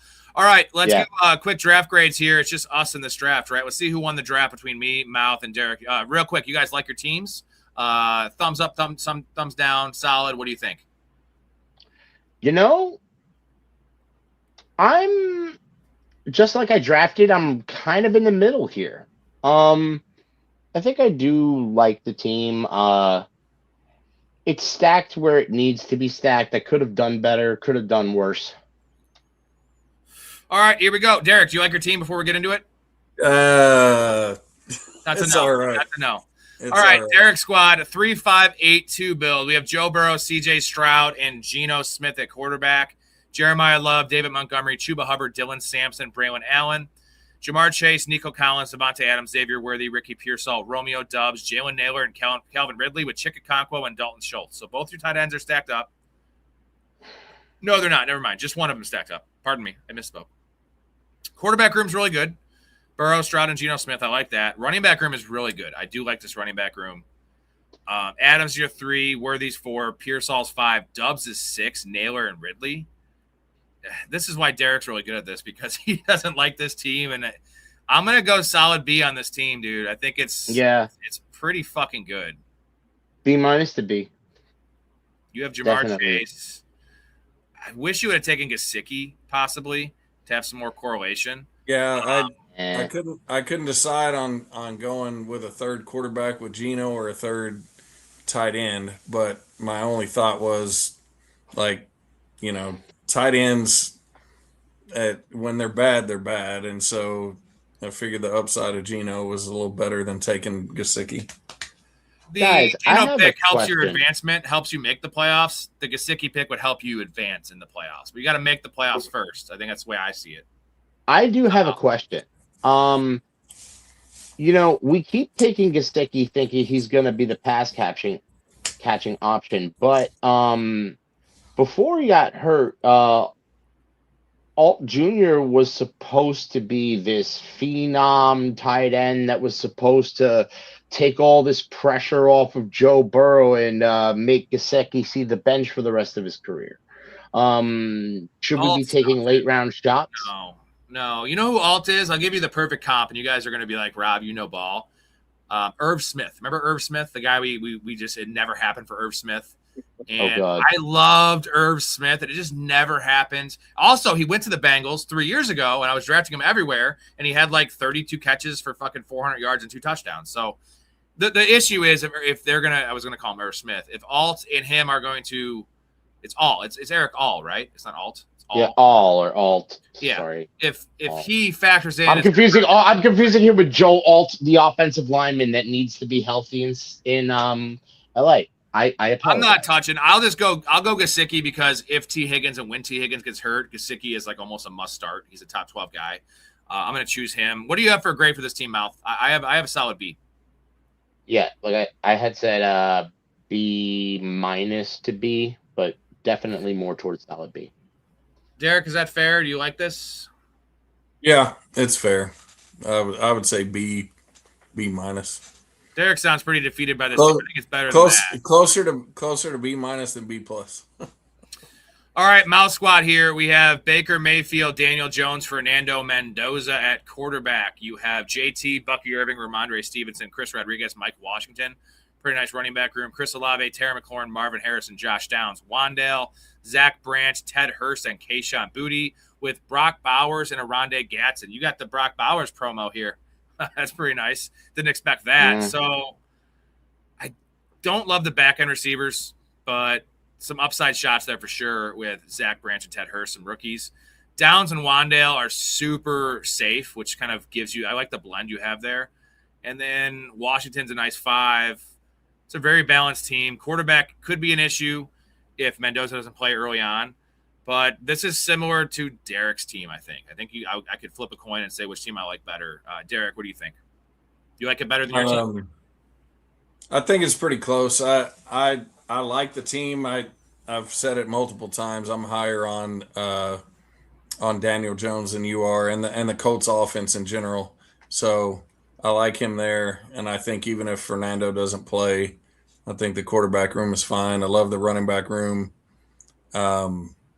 There's not, super high end receivers.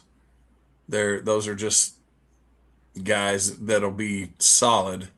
But like you said, Rob, I think the room was blended well and put together, and then obviously with Bowers, the room is great. So I think it's a solid B at worst. You think that's fair, Mouth? B for you? I would say it's that B minus to B range, the same B minus to B that Derek's was in. And I'll tell you the reason I would say it may be more towards the B side is because I grabbed Mendoza because, Jones and Baker, both injury prone, couldn't take the chance of having that be the 2 quarterback room, and I didn't mind Jones and Mendoza having the same week as a bye week, considering the fact that Mendoza should be playing by then. Think about this past season, Baker and Daniel Jones through 5 weeks. Right. Both top 10, top 5 options. All right, let's go to my squad here to end it, see if I could win this draft against these 2 gentlemen. We have Josh Allen and Bryce Young at quarterback, Ashton Genty, Derrick Henry, Kenny Gainwell, Isaiah Pacheco, Alvin Kamara, and Ray Davis. Ted McMillan, DJ Moore, Roma Dunze, Alec Pierce, Chris Godwin, Ryan Flournoy, Keon Coleman, and Tyquan Thornton, Harold Fannin, and Dalton Kincaid. So I guess first question is tight end room. Is that enough for you guys with Fannin and Kincaid? Yes. A little light. Because no, it's not. It's not, and I'll tell you why. Go ahead, Mal. Dalton Kincaid is what Buffalo claims he is, and whatever he says he is, and whatever he thinks he is, that's fine. The values you got them at were perfect. The fact that your wide receiver room is not just balanced, but well picked. And by the way, you had to do that because, I just, I kind of feel like you needed the backup. You needed the backup there because you had to take the sixth running back. Because we don't know exactly how valuable Pacheco and Kamara going to be, and Allen and Bryce Young. You have to sacrifice somewhere. Light. Like the onesies could be It's a little not light. so Josh light. Allen, I'm not worried about the Josh Allen thing, right? It's a tight end. Derek, are you fine with this tight end room with Kincaid and Fannin? I don't think it's light at all. I am. I went with 2 tight ends, and yours is strong. Your room is stronger than mine. I think both of yours is stronger than the first one I took. So, I had Chig and whoever else I took, Dalton Schultz. I think the tight end room is fine. I think the team is super strong. Maybe with only Bryce Young at quarterback, but having Josh Allen and the stacks you have, you won this draft. Hey, it's better than better than I ended last night, because that was not a good draft. That was this is the B plus range, B to B plus range. I would more towards B plus because, the only thing to me that keeps it from being an A is I don't like the idea of Alvin Kamara there, especially if you're going to get Ray Davis, maybe Kamara goes bye for a third tight end that knocks you to an A. I might have overstacked the Bills with Ray Davis, Kincaid, Keon Coleman, but I figured they're all super cheap options. Why not just take Bills players? And it's gonna suck when Josh Allen has 2 rushing touchdowns, but I'll get the Josh Allen points. I think I have enough. No, that's fine. I think it limits my upside a little bit though. No, I don't think so, because I think Ray Davis is gonna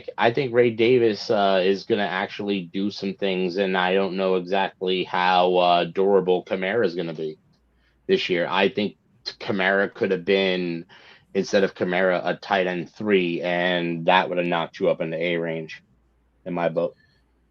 All right, I'm the winner. Let's go. We're all winners because it was a great stream. Derek, the American Sniper, Chris Kyle, you know him, you love him, Mr. Free Throw.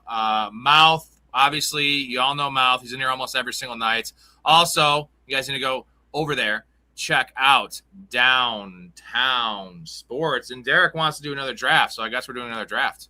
Derek, he's on the show. Super chat. That's a Ray move. That's the old Ray move where Ray always threatens. He's like, how pissed Ray is about not being on the longest stream anymore. He wants that title. He's like, I'll fucking drop like $80 and keep your ass on here. I'm like, okay, I guess you could just Venmo me, Ray. But all right, we do another one. Mouth, are you in? Why not? Let's go. Are we doing a puppy? I think it is. I don't know what it is. Derek doesn't want to end with me beating him. That's what it is. He can't deal with that. He can't deal with losing to a guy. It's early. It's not even 1 o'clock. It is pretty early. Hey, guys, the management needs everybody to get out because they caught a guy jerking off in here, and they're going to send in a crew to wipe down the loads. Go ahead. All right. Let's hop in. Want to get puggy with it? I don't know. Do you guys want to do a pug together? I think Mouth's frozen. Mouth is frozen. I see him. Unless he's doing a mime impression. Hold up. I'm here. Okay. I hear you. There you are. You're back. What do you want to do? Derek? Derek's call. Pug or a fast puppy? I'm good with either one. If we pug, I gotta deposit. We're doing fast puppy then. Fast puppy. Let's do fast puppy. Let's join it up there. I'm going to count it down. Anyone in the chat that wants to draft with us, I'm going to count it down. David, I'll get to your comment here in a second. 5, 4, 3, 2. You ready, Mouth? You need a second? Yep. 5. I'll wait. 5, 4, 3, 2, 1. Join it up. Join it up. Oh, come on. All right. Waiting for 5 people. Lovely, lovely, lovely. We have David, non-PPR. Am I crazy if I draft ETN in the 3rd round over players like Williams and maybe Walker? I have the second pick. I'm going Bijan, Chase Brown, ETN. Dude, in standard non-PPR, like Javonte Williams should be a middle of the second round pick. His Vegas totals right now is 975 rushing yards and 9.5 rushing touchdowns, where Travis Etienne, that's all we're looking at, is not pass catching stuff, obviously. He might have more receiving yards. Let's not talk about that. It's 799 for Etienne and 4.5 rushing touchdowns. So they're projecting 5 more touchdowns for Javonte Williams. So I would probably – do you want Javonte Williams or Kenneth Walker in standard? I think I wanted Javonte Williams over Kenneth Walker. Javonte Williams. But again, I'm biased. Cowboy fan. I like Javonte a lot. I like Kenneth Walker. I like both of them over ETN. We want Javonte Williams over Chase Brown too in standard. It's close. But give me Javonte Williams. Give me over Javonte.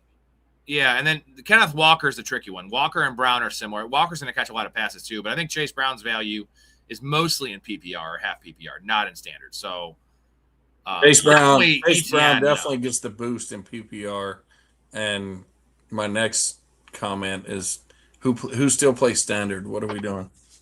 You got the old man in here telling you that. When the old man's telling you that, like, you know you shouldn't be playing standard because, Derek, you grew up playing standard because that's all they had.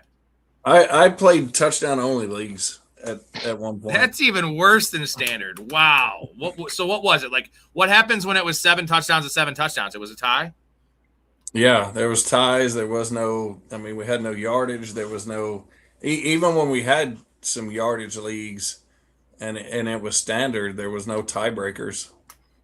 You just had ties. It should have been longest touchdown would be the tiebreaker, right? Longest touchdown. That would be a pretty cool tiebreaker. Huh. Man, that is like standard. Standard I don't like because it does lend itself to ties.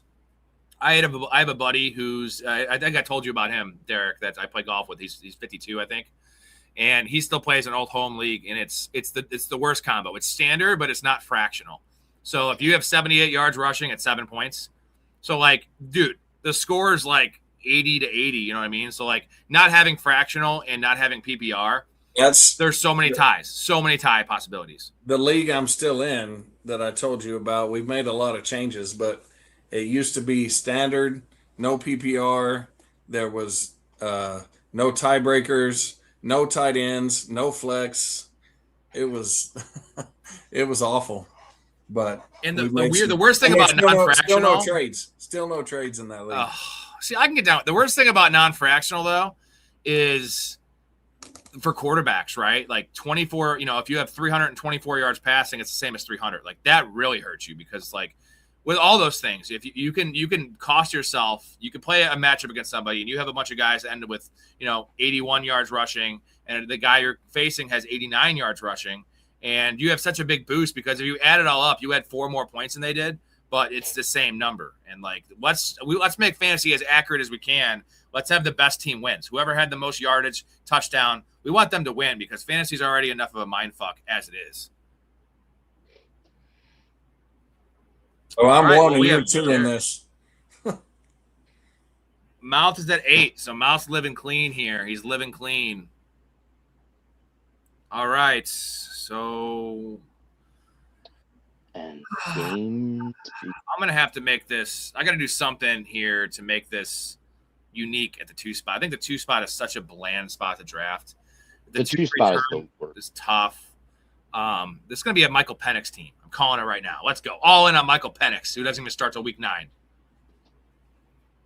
Better take 2 also.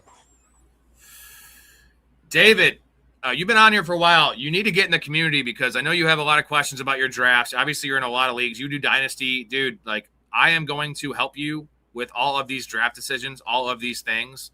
Like, if the fact that you mentioned ETN with these other players, like, again, that should not be a discussion because Travis Etienne's a pass catcher and his Vegas number. I know Vegas is not gospel, but when they're that far off, when they have a guy for 4.5 touchdowns, now I think that's an easy smash in the over. And maybe you could say bet the under on Javonte Williams, but like ETN could hit his prop and have 5 touchdowns. Javonte Williams can lose his prop and have 9 touchdowns. That's a 4 touchdown gap. Like standard, all you're looking for is yards and touchdowns. And Javonte Williams is look at the competition. As much as we think Alvin Kamara is dusty, Alvin Kamara is a hell of a lot better than what they have there in Dallas. Derek, you know this because you're a Cowboys fan. And Jaden Blue, there's some nice reports about Jaden Blue. Come on, man. Don't believe in it. Malik Davis is literally the definition of just a guy in the dictionary. You see a picture of Malik Davis's name. And they have not brought anyone else in. Why have they not brought anyone else in? What's going on here? Honestly, I'm not sure. I mean, what did Jaden Blue? Did he suited up for one game last year? He looked good in Week 18. He did look good though. But it was literally just it was a meaningless game, wasn't that? Who was that against? The Giants? It was the Giants or Commanders. It wasn't the Eagles. It was a meaningless game. I don't remember. It was it's usually a division game, an equally meaningless time. Probably the Giants. That was supposed to be a game. Mouth goes CeeDee Lamb over Jonathan Taylor. Jonathan Taylor falls to you at pick 8, and you say, I'm good? Interesting. Can you talk me through that thought process here? I took a lot of Taylor, and I don't know why, but I have we'll see. But I have a very He's going to take Pickens. Watch him feeling. take Pickens here. I think he's going to take Pickens and do this fucking Dallas thing. I think he's going to do it.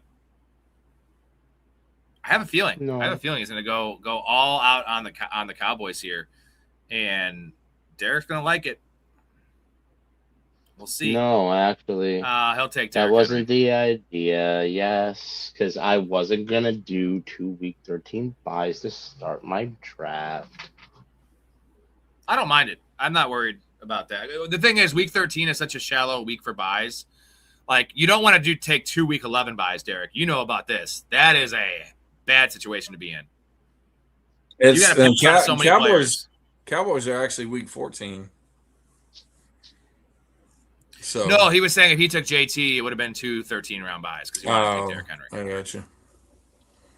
And I also don't have enough Lamb in my life.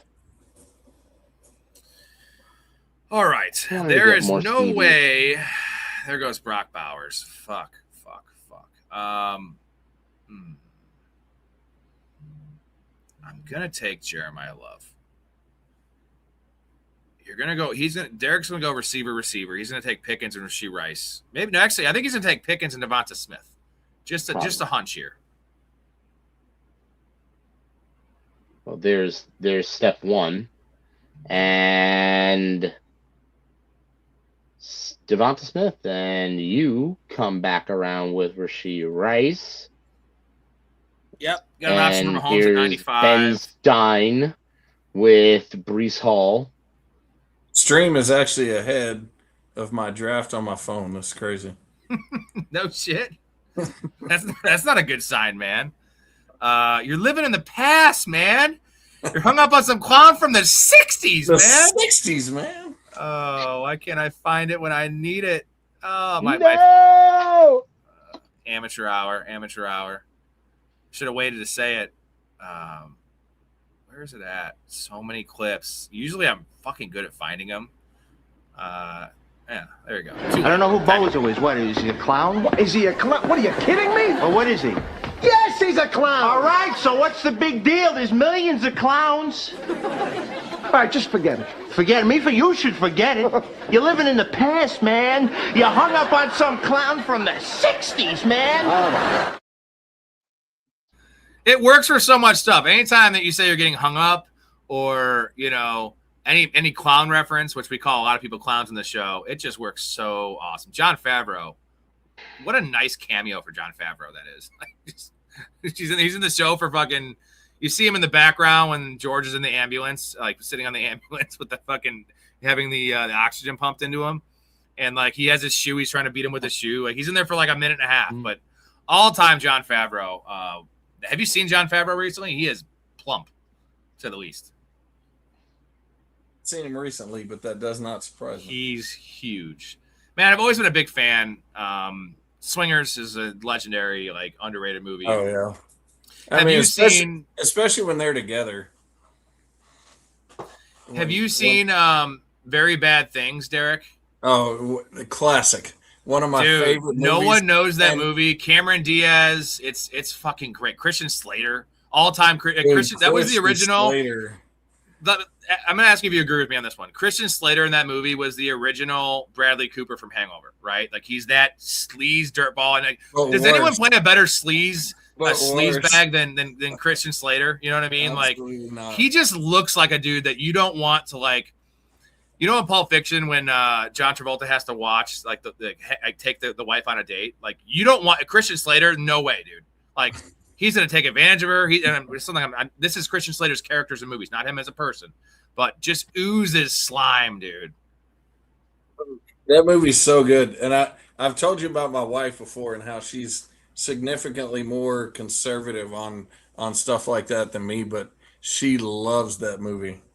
She loves not that a movie that women would like. That is definitely a guy movie. It is dark. It's very dark.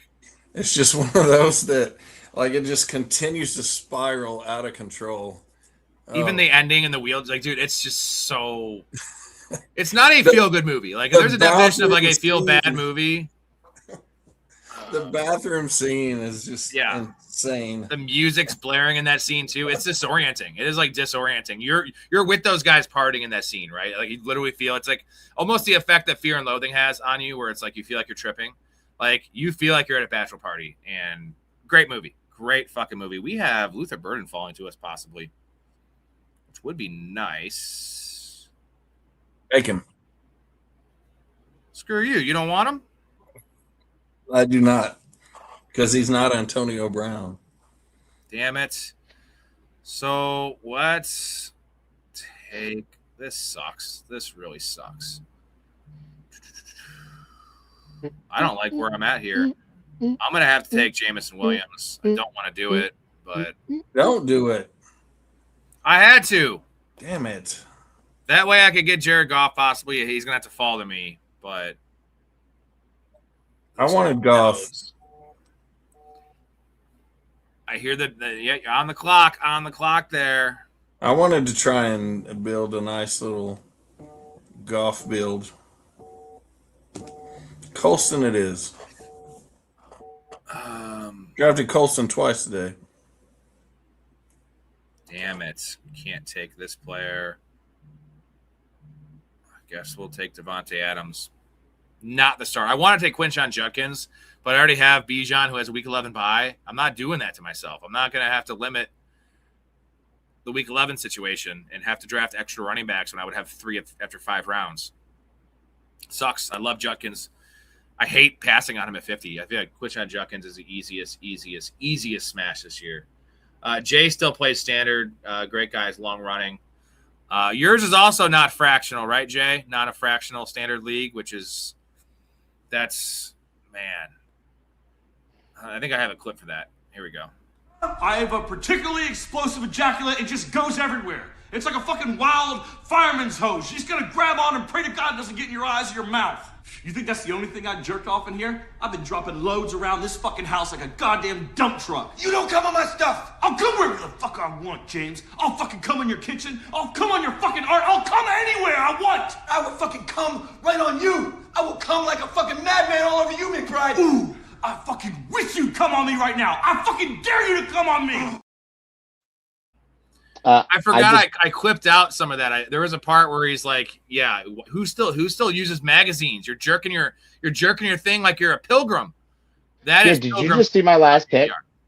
Did you just see my last pick? Lamar Jackson. What about it? And look at the team. Yeah, you got yourself a Ravens little stack there. Yeah, that clip came at the very appropriate time. I think I just add Mark Andrews and looking really nice. But Rob, that's another movie that my wife somehow liked.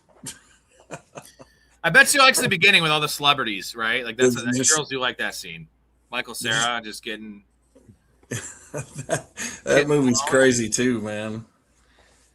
The first half of that movie is awesome. I feel like the last third of the movie is bad. You know, like once they start getting too weird about the apocalypse stuff, and like Danny McBride leaves the house. Like with Danny McBride, the movie's epic, and obviously the first party scene, but that's the end for many reasons. That's kind of the end of comedy. There has not been. Me and Ray have talked about this a lot on the movie pods. Like there's just not been a lot of good stuff after that. Like cancel culture came in right there. I missed my pick. I didn't miss my pick.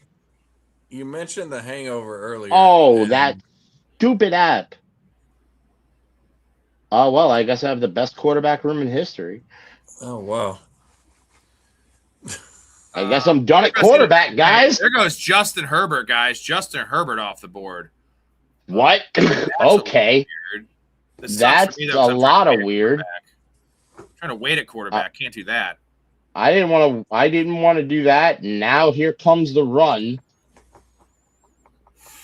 There they go. What were you saying about the Hangover, Big D? The Hangover, I feel like kind of brought comedy back. Like I had no idea what the Hangover was, and I had a break during the middle of a work day, and I just went to the movie theater, and that's what fit. And yeah, it was pretty good. Oh no, what just happened? Everyone's getting timed out here. You know what? I'm not, so this is great. This is great. No, this was ridiculous because I'm like picking. I'm like, Marv. Pick. I picked you. You missed your pick. How did I miss my pick? I had 10 seconds left. How is that possible? There goes Dak with Pickens. That's fair. I am up. I'm going to take my guy Chuba. Oh, so he wouldn't have made it back to me anyway. Okay. You know what? Fine. No, Dak was not making it back. Hangover 3 is awful. I can get down on Hangover 2 a little bit. It's just Hangover 2 is literally a play-by-play of the first one, just in Bangkok. Yeah. And there's some real. I mean, obviously the whole late. I don't want to say the word, but you know when Stu hooks up with the questionable character he hooks up with, and gets filled up by that questionable character. That's an all-time scene. I think that might be funnier than anything in the original Hangover. Honestly, like that 20 seconds of just like his reaction to it. We both finished at the same time. He's like, I finish, you finish on floor, I finish on you. And then the towel comes off. Like that reveal is a top 10 moment, I think, in comedy. And then Chaz is pretty good in that one. But the original Hangover was just like, we talked about this. It's an adventure. It's literally different than any other comedy because it is an adventure movie. There's a mystery angle to it. First time seeing The Hangover, it's a 10 out of 10. Like it's got the Sixth Sense angle to it, right? Where it's just like you don't know what's going on. You have no idea where he's at. We're with these guys trying to figure out where their buddy's at, and in the dumbest place ever. And they do drop the hint, man, about the mattress. Like they do drop the hint for you. It's right there for you. And the fact they were on the roof, you know, when Alan gives that awesome speech about we're just wolves running around the desert, searching for cocaine and hookers. That's his hand. Like they give you the answer in the beginning, but you're so distracted by that stupid Alan speech that you don't realize that, like, yeah, they probably put him on the fucking roof. But great reveal, and then obviously the ending with the pictures, like that is, I think, one of the best. You know, it's rare that movies use the credits for something smart. That's the that was greatness. Showing us what we missed with Carrot Top in there, and just fucking great stuff, man. Great stuff. Bradley Cooper, a star too. Oh, it was really good. Then what other scene? Oh, the black Doug and the white Doug. That was right. Dude, people hated Bradley Cooper because of the Wedding Crashers thing. Like he was such a dick, and great performance, but such a dick, like frat boy in that movie that I think Bradley Cooper needed this, because after this movie, like my wife loves Bradley Cooper, all women love Bradley Cooper, all guys love Bradley Cooper. You mix them, you know, you get I love Limitless. I think that's a super underrated movie. I was going to bring up Limitless. I was actually going to have you rank Bradley Cooper movies because Limitless is up there for me. That is not one my wife likes. She does not like that one. It's kind of has some anxiety in it when you watch it. Performance wise, I got to go American Sniper just because like the body change. I mean, it's Chris Kyle. That's you. So you obviously have a soft spot for that fucking movie, dude. We have a chance to get Patrick Mahomes here, guys, because these guys all have quarterbacks. That would be lovely, to quote Superbad. Enjoy fucking Jules. I will. We have a lot of options here. There goes Blake Corum. Okay, that option is not available. Derek, I don't think you would take Mahomes. I think Derek's too smart to take Mahomes here because he's trying to probably take fuck. And there goes Mahomes. So awesome. Cool. Great job, buddy. You had Jaden Daniels. Clown. This sucks. I don't want to play anymore. You don't want to play anymore? Why not? No. I'll take Josh Downs. Just unreal stuff here. Go. Unreal. Feel better. No, I don't feel better. Why not? Why not? Derek just gonna take 2 players you want right before you want them. No, I have an option here that I don't hate.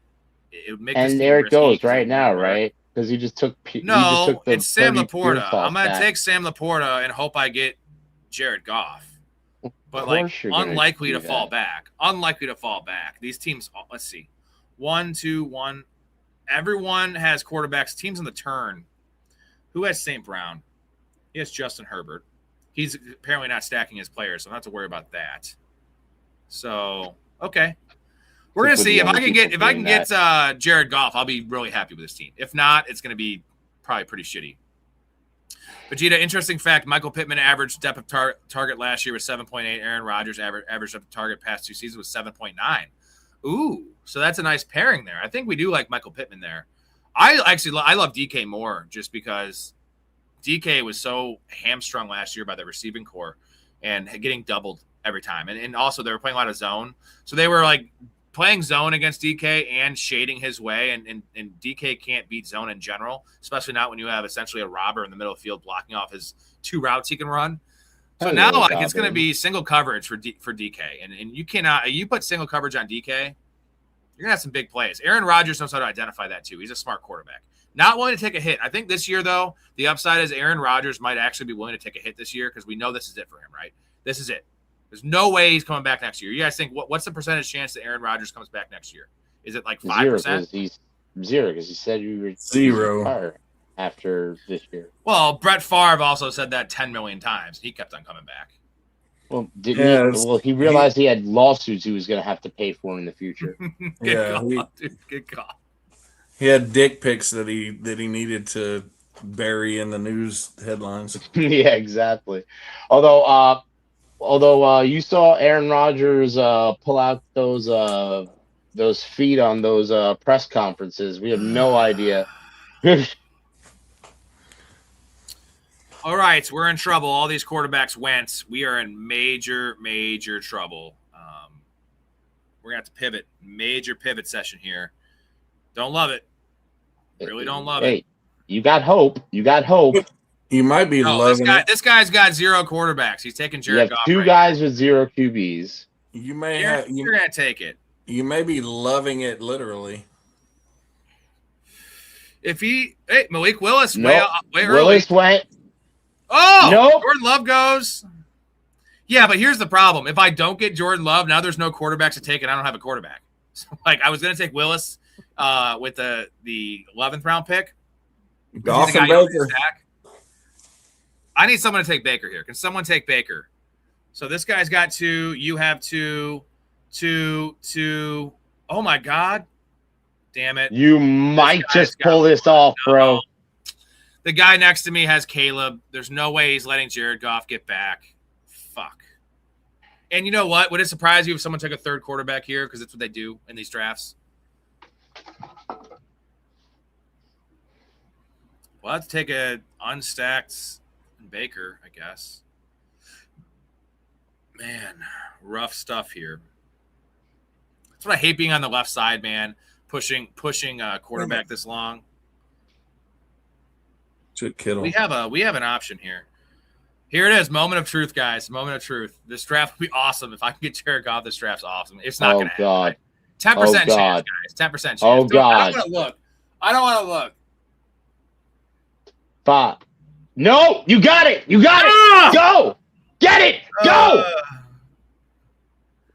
Let's go, dude. Sometimes it pays off. Sometimes things pays off. You know what? Karma's real, dude. Oh, Karma's this had better real. work. Now. You guys had better be good to me. I need a running back for sure. I'm going to keep pushing it. At running back. I think I have a good 3 here in Chuba, Jeremiah Love, and Bijan. Shout out to Chris Kyle for keeping us on this stream. All right. It's looking pretty good. All right.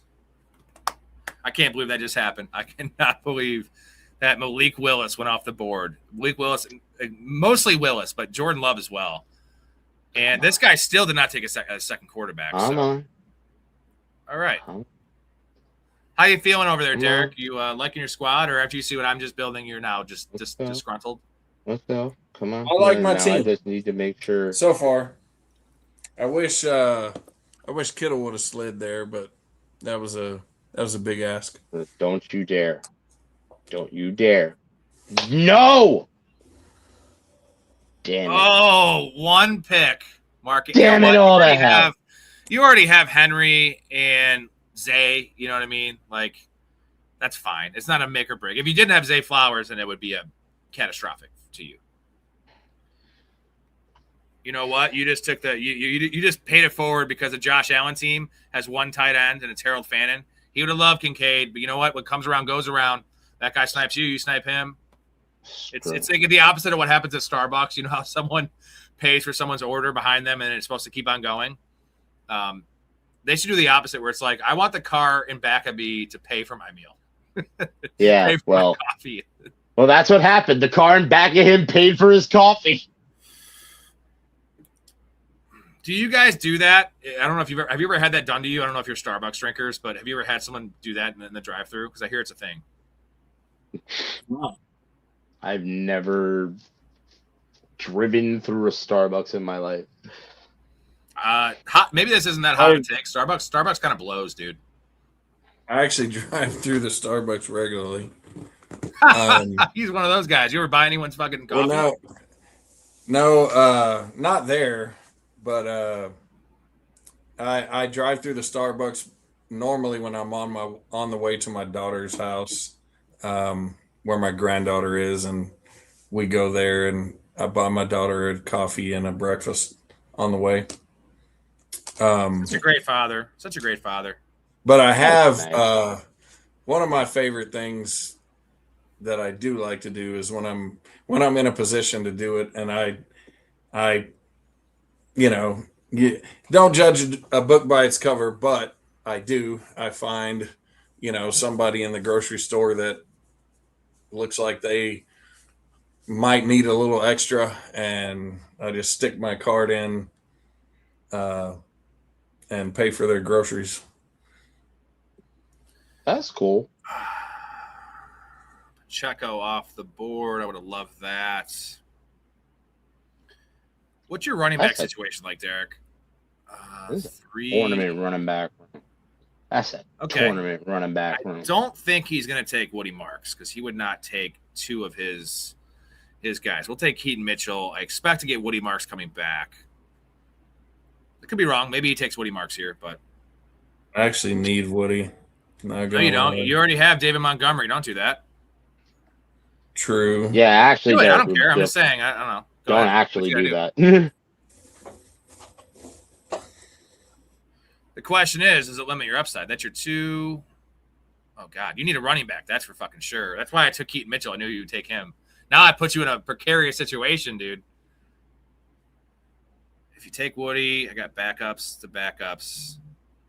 There you go. I fucking Russian roulette his ass. Sorry about that. You would have taken Keaton Mitchell, right? For sure. I would have had to. Yep. Now I got to push it. Doesn't it suck drafting next to me, Derek? This is how I feel drafting next to you most of the time. I hate being on the 1-2, like being in that one pick, the 2-3 turn. Like, Vegeta says, do you think Romeo Dubs could see the same stats as AJ this year playing in the slot for Drake May? You know, last year, the value actually wasn't really in the slot for Drake May. It was the outside where Keishawn Booty was playing. I know Diggs had some pretty nice numbers, but Booty per snap was amazing, dude. Like, he had more touchdowns than Diggs, right? Oh, okay. Will Romeo Dubs beat his ADP? Terribly. We'll go there. Will Romeo Dubs beat his ADP? Where he is now, I think so. Right now, you see the upside of Romeo Dubs. I see him as more of a floor play, right? A wide receiver 4 that has some weekly wide receiver 3 and potential wide receiver 2 weeks. But he's not going to have a lot of weeks that kill you. He's not going to have weeks that kill you. He'll be floor, plus he's going to have like 4 or 5 spike weeks where he will be the end zone option. He's going to be the safe play in the end zone. AJ Brown's going to be there to take the top off the defense. The only thing is, where is Keishawn Booty going to be involved in all of this? Is Keishawn Booty going to be on the team? You know, because he's a trade candidate for sure. I hear him teams talk about it all the time. He should be traded because they don't need him. Like, he's literally a insurance policy for AJ Brown, who does get dinged up a little bit, but they have Kyle Williams there. They have Matt Collins. Like, they have so many receivers. I just don't think they need them. But also, what is trading a 5th-round pick? What is getting a 5th-round pick in return do for you? Expiring contracts. Absolutely nothing. I think Keishawn Booty would be a perfect number 2/number 3 receiver on a team that you expect to go back to the Super Bowl.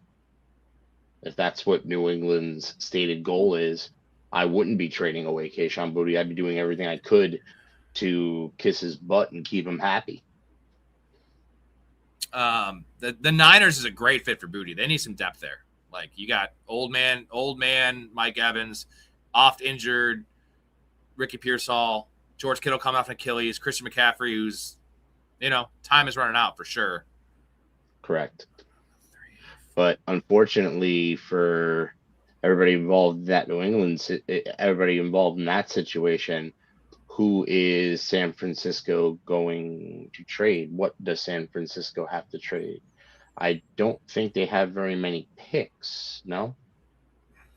You can always find a 5th-rounder to throw out there, I don't think it's going to take a 5th. I think it's going to take more than a 5th-rounder to get. I don't think so, bro. Like, he's an expiring deal, Like, you're getting a 1-year rental of a player that has 1/2 of a good season under his belt. Was not a high draft pick. True, but you could also blame a lot of that on bad coaching, bad management, and the fact that he's only been playing with a legitimate quarterback from 1 season.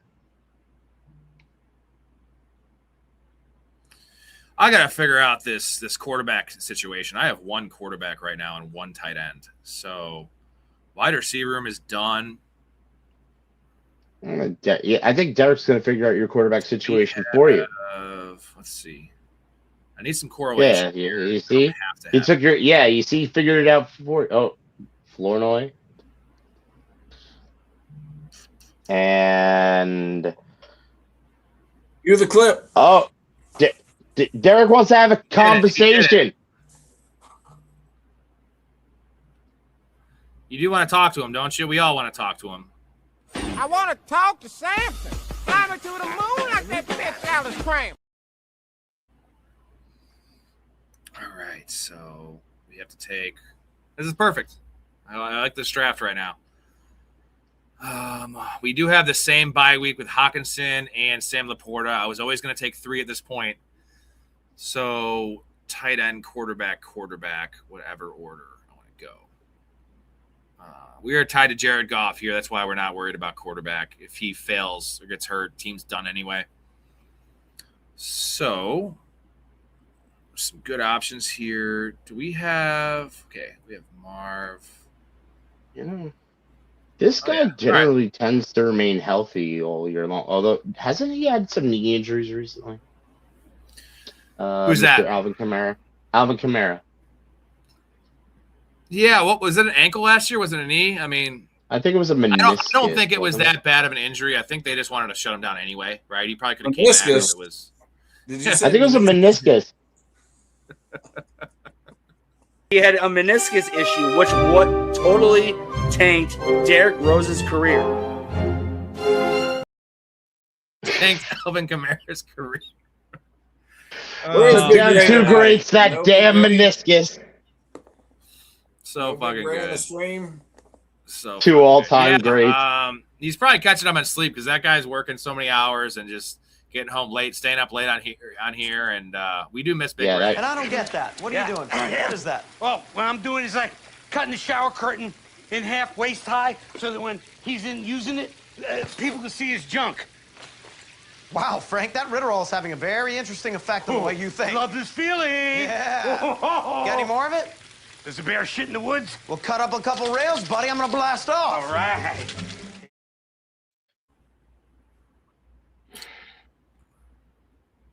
How you guys feeling about your teams? Big mine. What? I'm digging it. I gotta pull out quarterback here. There goes Freiermuth. Fuck my life. I had no choice. It's all good, brother. All good. I'm like, what am I supposed to do? I'm not stacking tight end buys like the. Yeah. We need Aaron Rodgers to fall back to us. That would be amazing. Two teams right in front of me have two quarterbacks. One of them has Mendoza as his number 2 with Caleb Williams. He needs to take a quarterback here. So he'll probably take Rodgers. No big deal. It would be great if I can get it. It'd be really great. Holy shit. This is great. I'm loving life right now. I'm living clean, dude. Living clean. Yep. Gotta love it. Gino's sitting there. I don't know if guys, just make sure do not eat any vegetables. You have to stay safe. Do not eat any vegetables. No fresh vegetables at all whatsoever. I don't know what that means. Nothing but apparently there's a parasite in like 31 states in any fresh vegetables. We have to eat nothing but greasy, fattening food. Hell yeah, dude. Donuts are safer. Donuts apparently are safer than vegetables. So enjoy for your health. I should have taken Brissett because of the correlation with Marvin Harrison, but I don't see the point in stacking my second and third quarterback when I have all these stacks with Jared Goff. So I think I like Gino more than Brissett. We need one last little tight end pick here. And then we are good. We are good.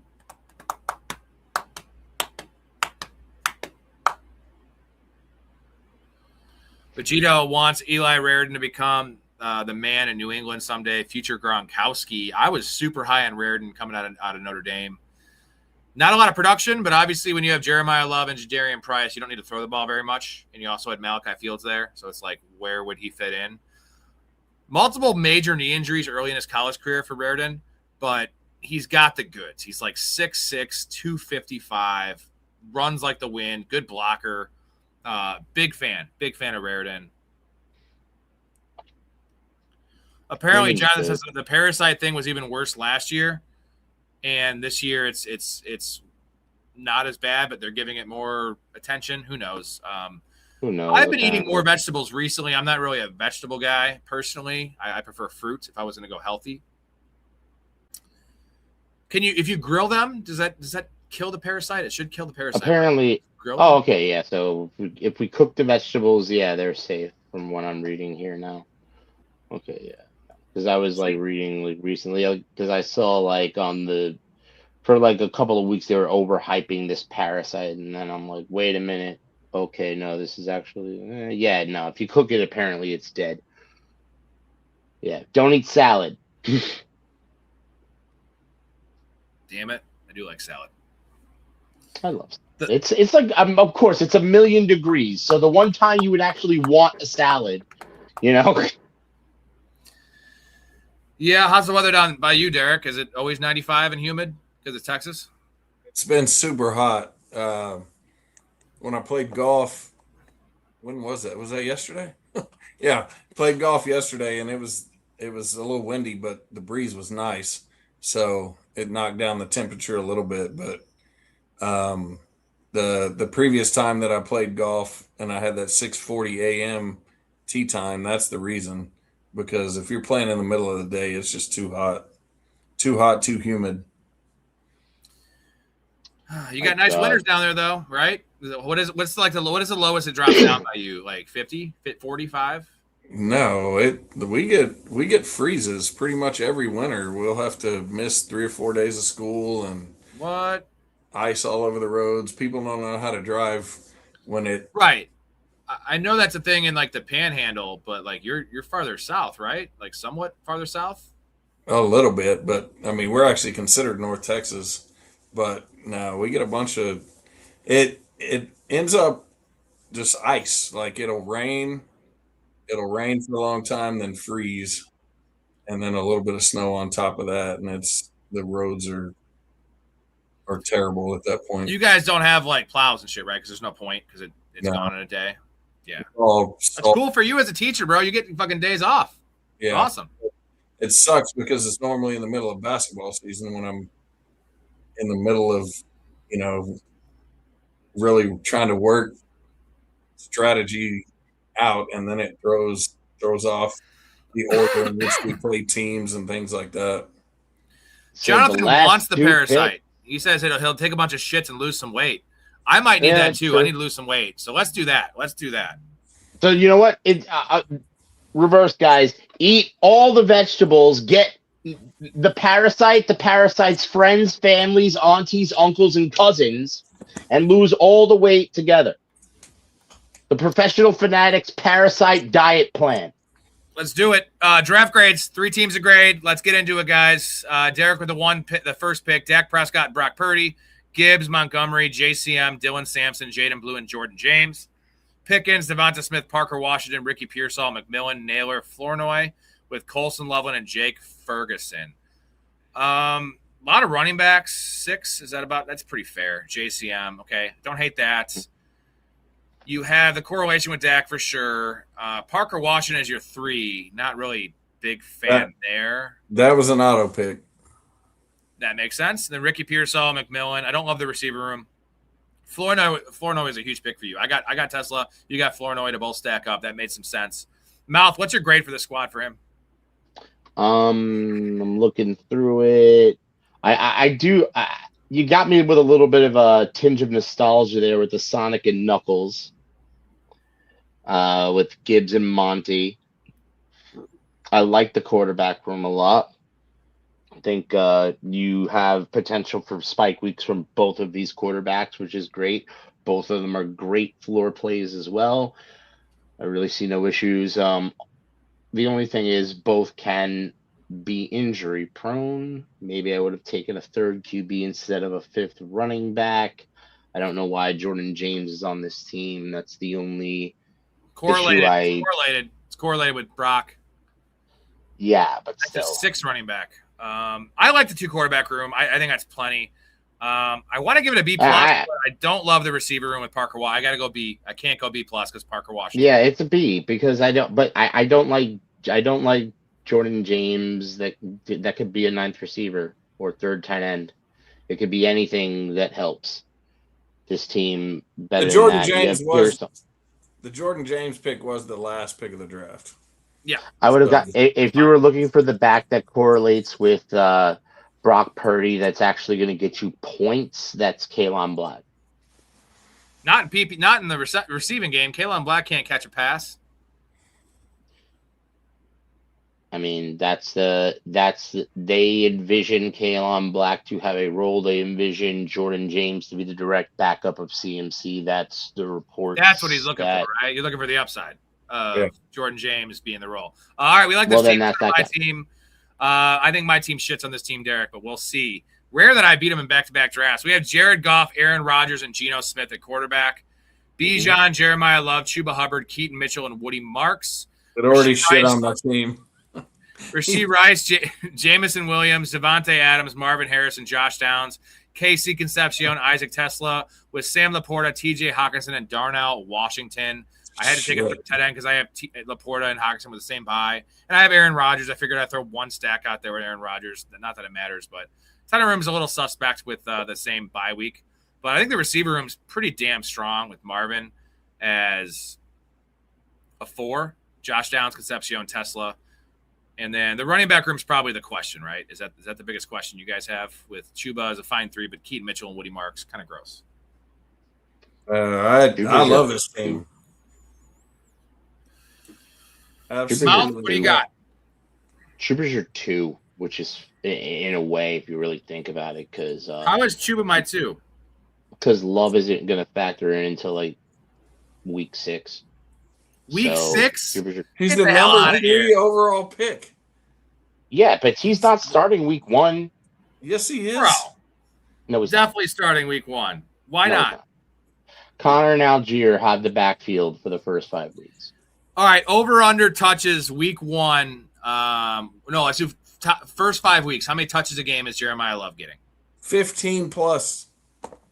15 plus. No way. 10. 10 to 12. 10 to 12. They're going to draft this guy at 3 overall and give him 10 touches a game. That's what they gave Jahmyr Gibbs when they had David Montgomery there. Like, dude, it's the freaking Cardinals. Exactly.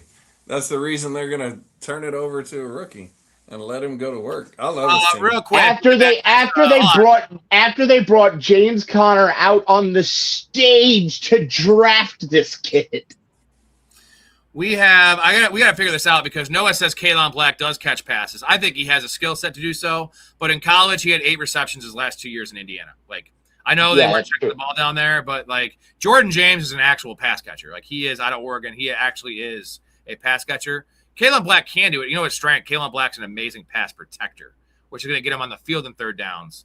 But so 10 touches for Jeremiah Love, dude, a game the first 6 weeks. That's insane. That's like Dakota saying that Travis Hunter is going to play 60% of the offensive snaps. I believe that. Unless they trade Tyler Algier away, you're not convincing me that they're doing anything else different. I really don't see them. You're essentially saying that he's going to have 50 touches going into week 6. I think he's going to have 50 touches the first 3 weeks easy, dude. I'm not even a big Jeremiah Love guy, but that would be unprecedented shit because it's not like he was overdrafted. He was overdrafted in the situation especially, but Jeremiah Love deserved to be – he was the best player in this draft. I mean, he deserved – I agree.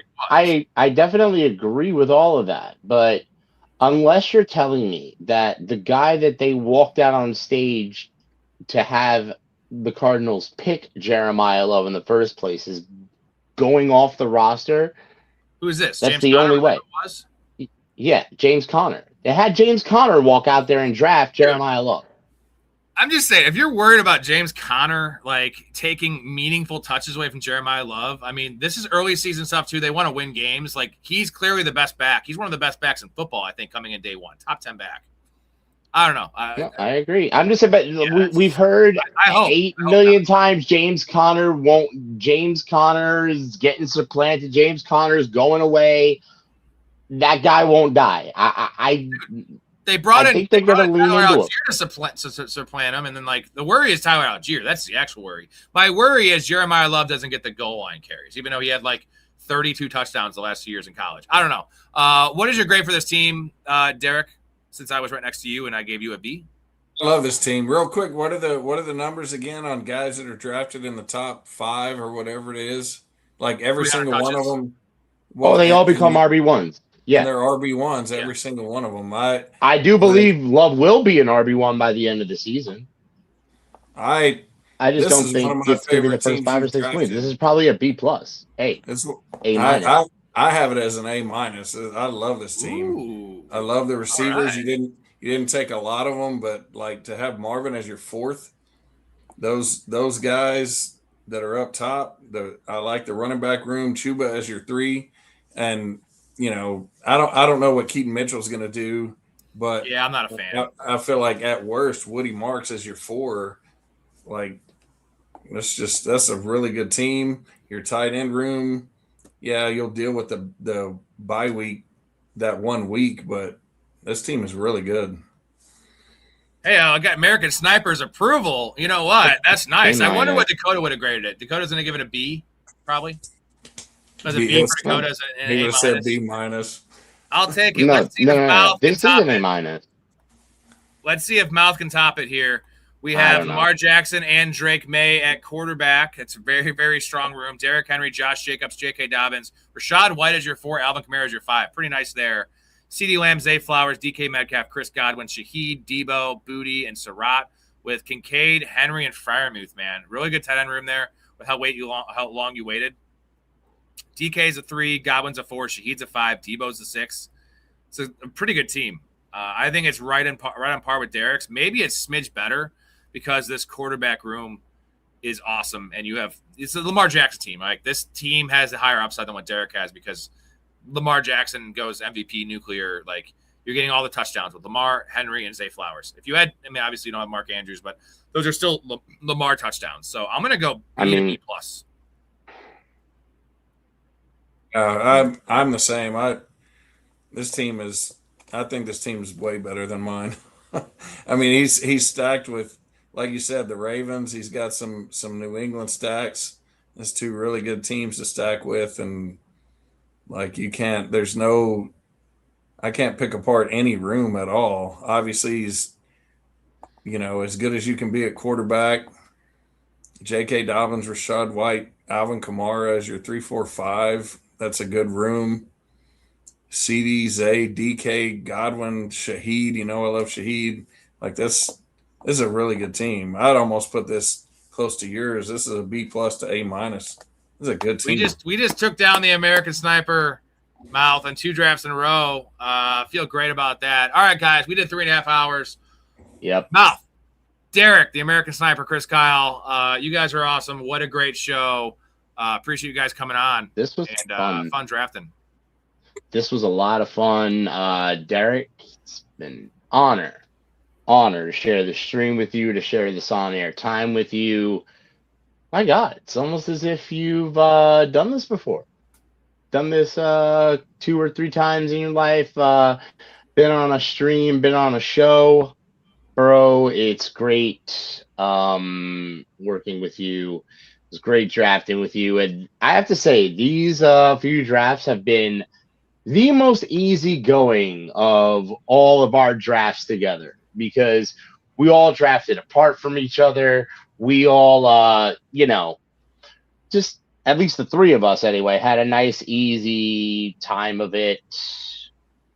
More drafts should be like this. This was great. Dude, I just saw Jacoby Brissett went undrafted. He was not drafted in that draft. Wild stuff. You don't see that very often. Yeah, that's crazy. Not at all.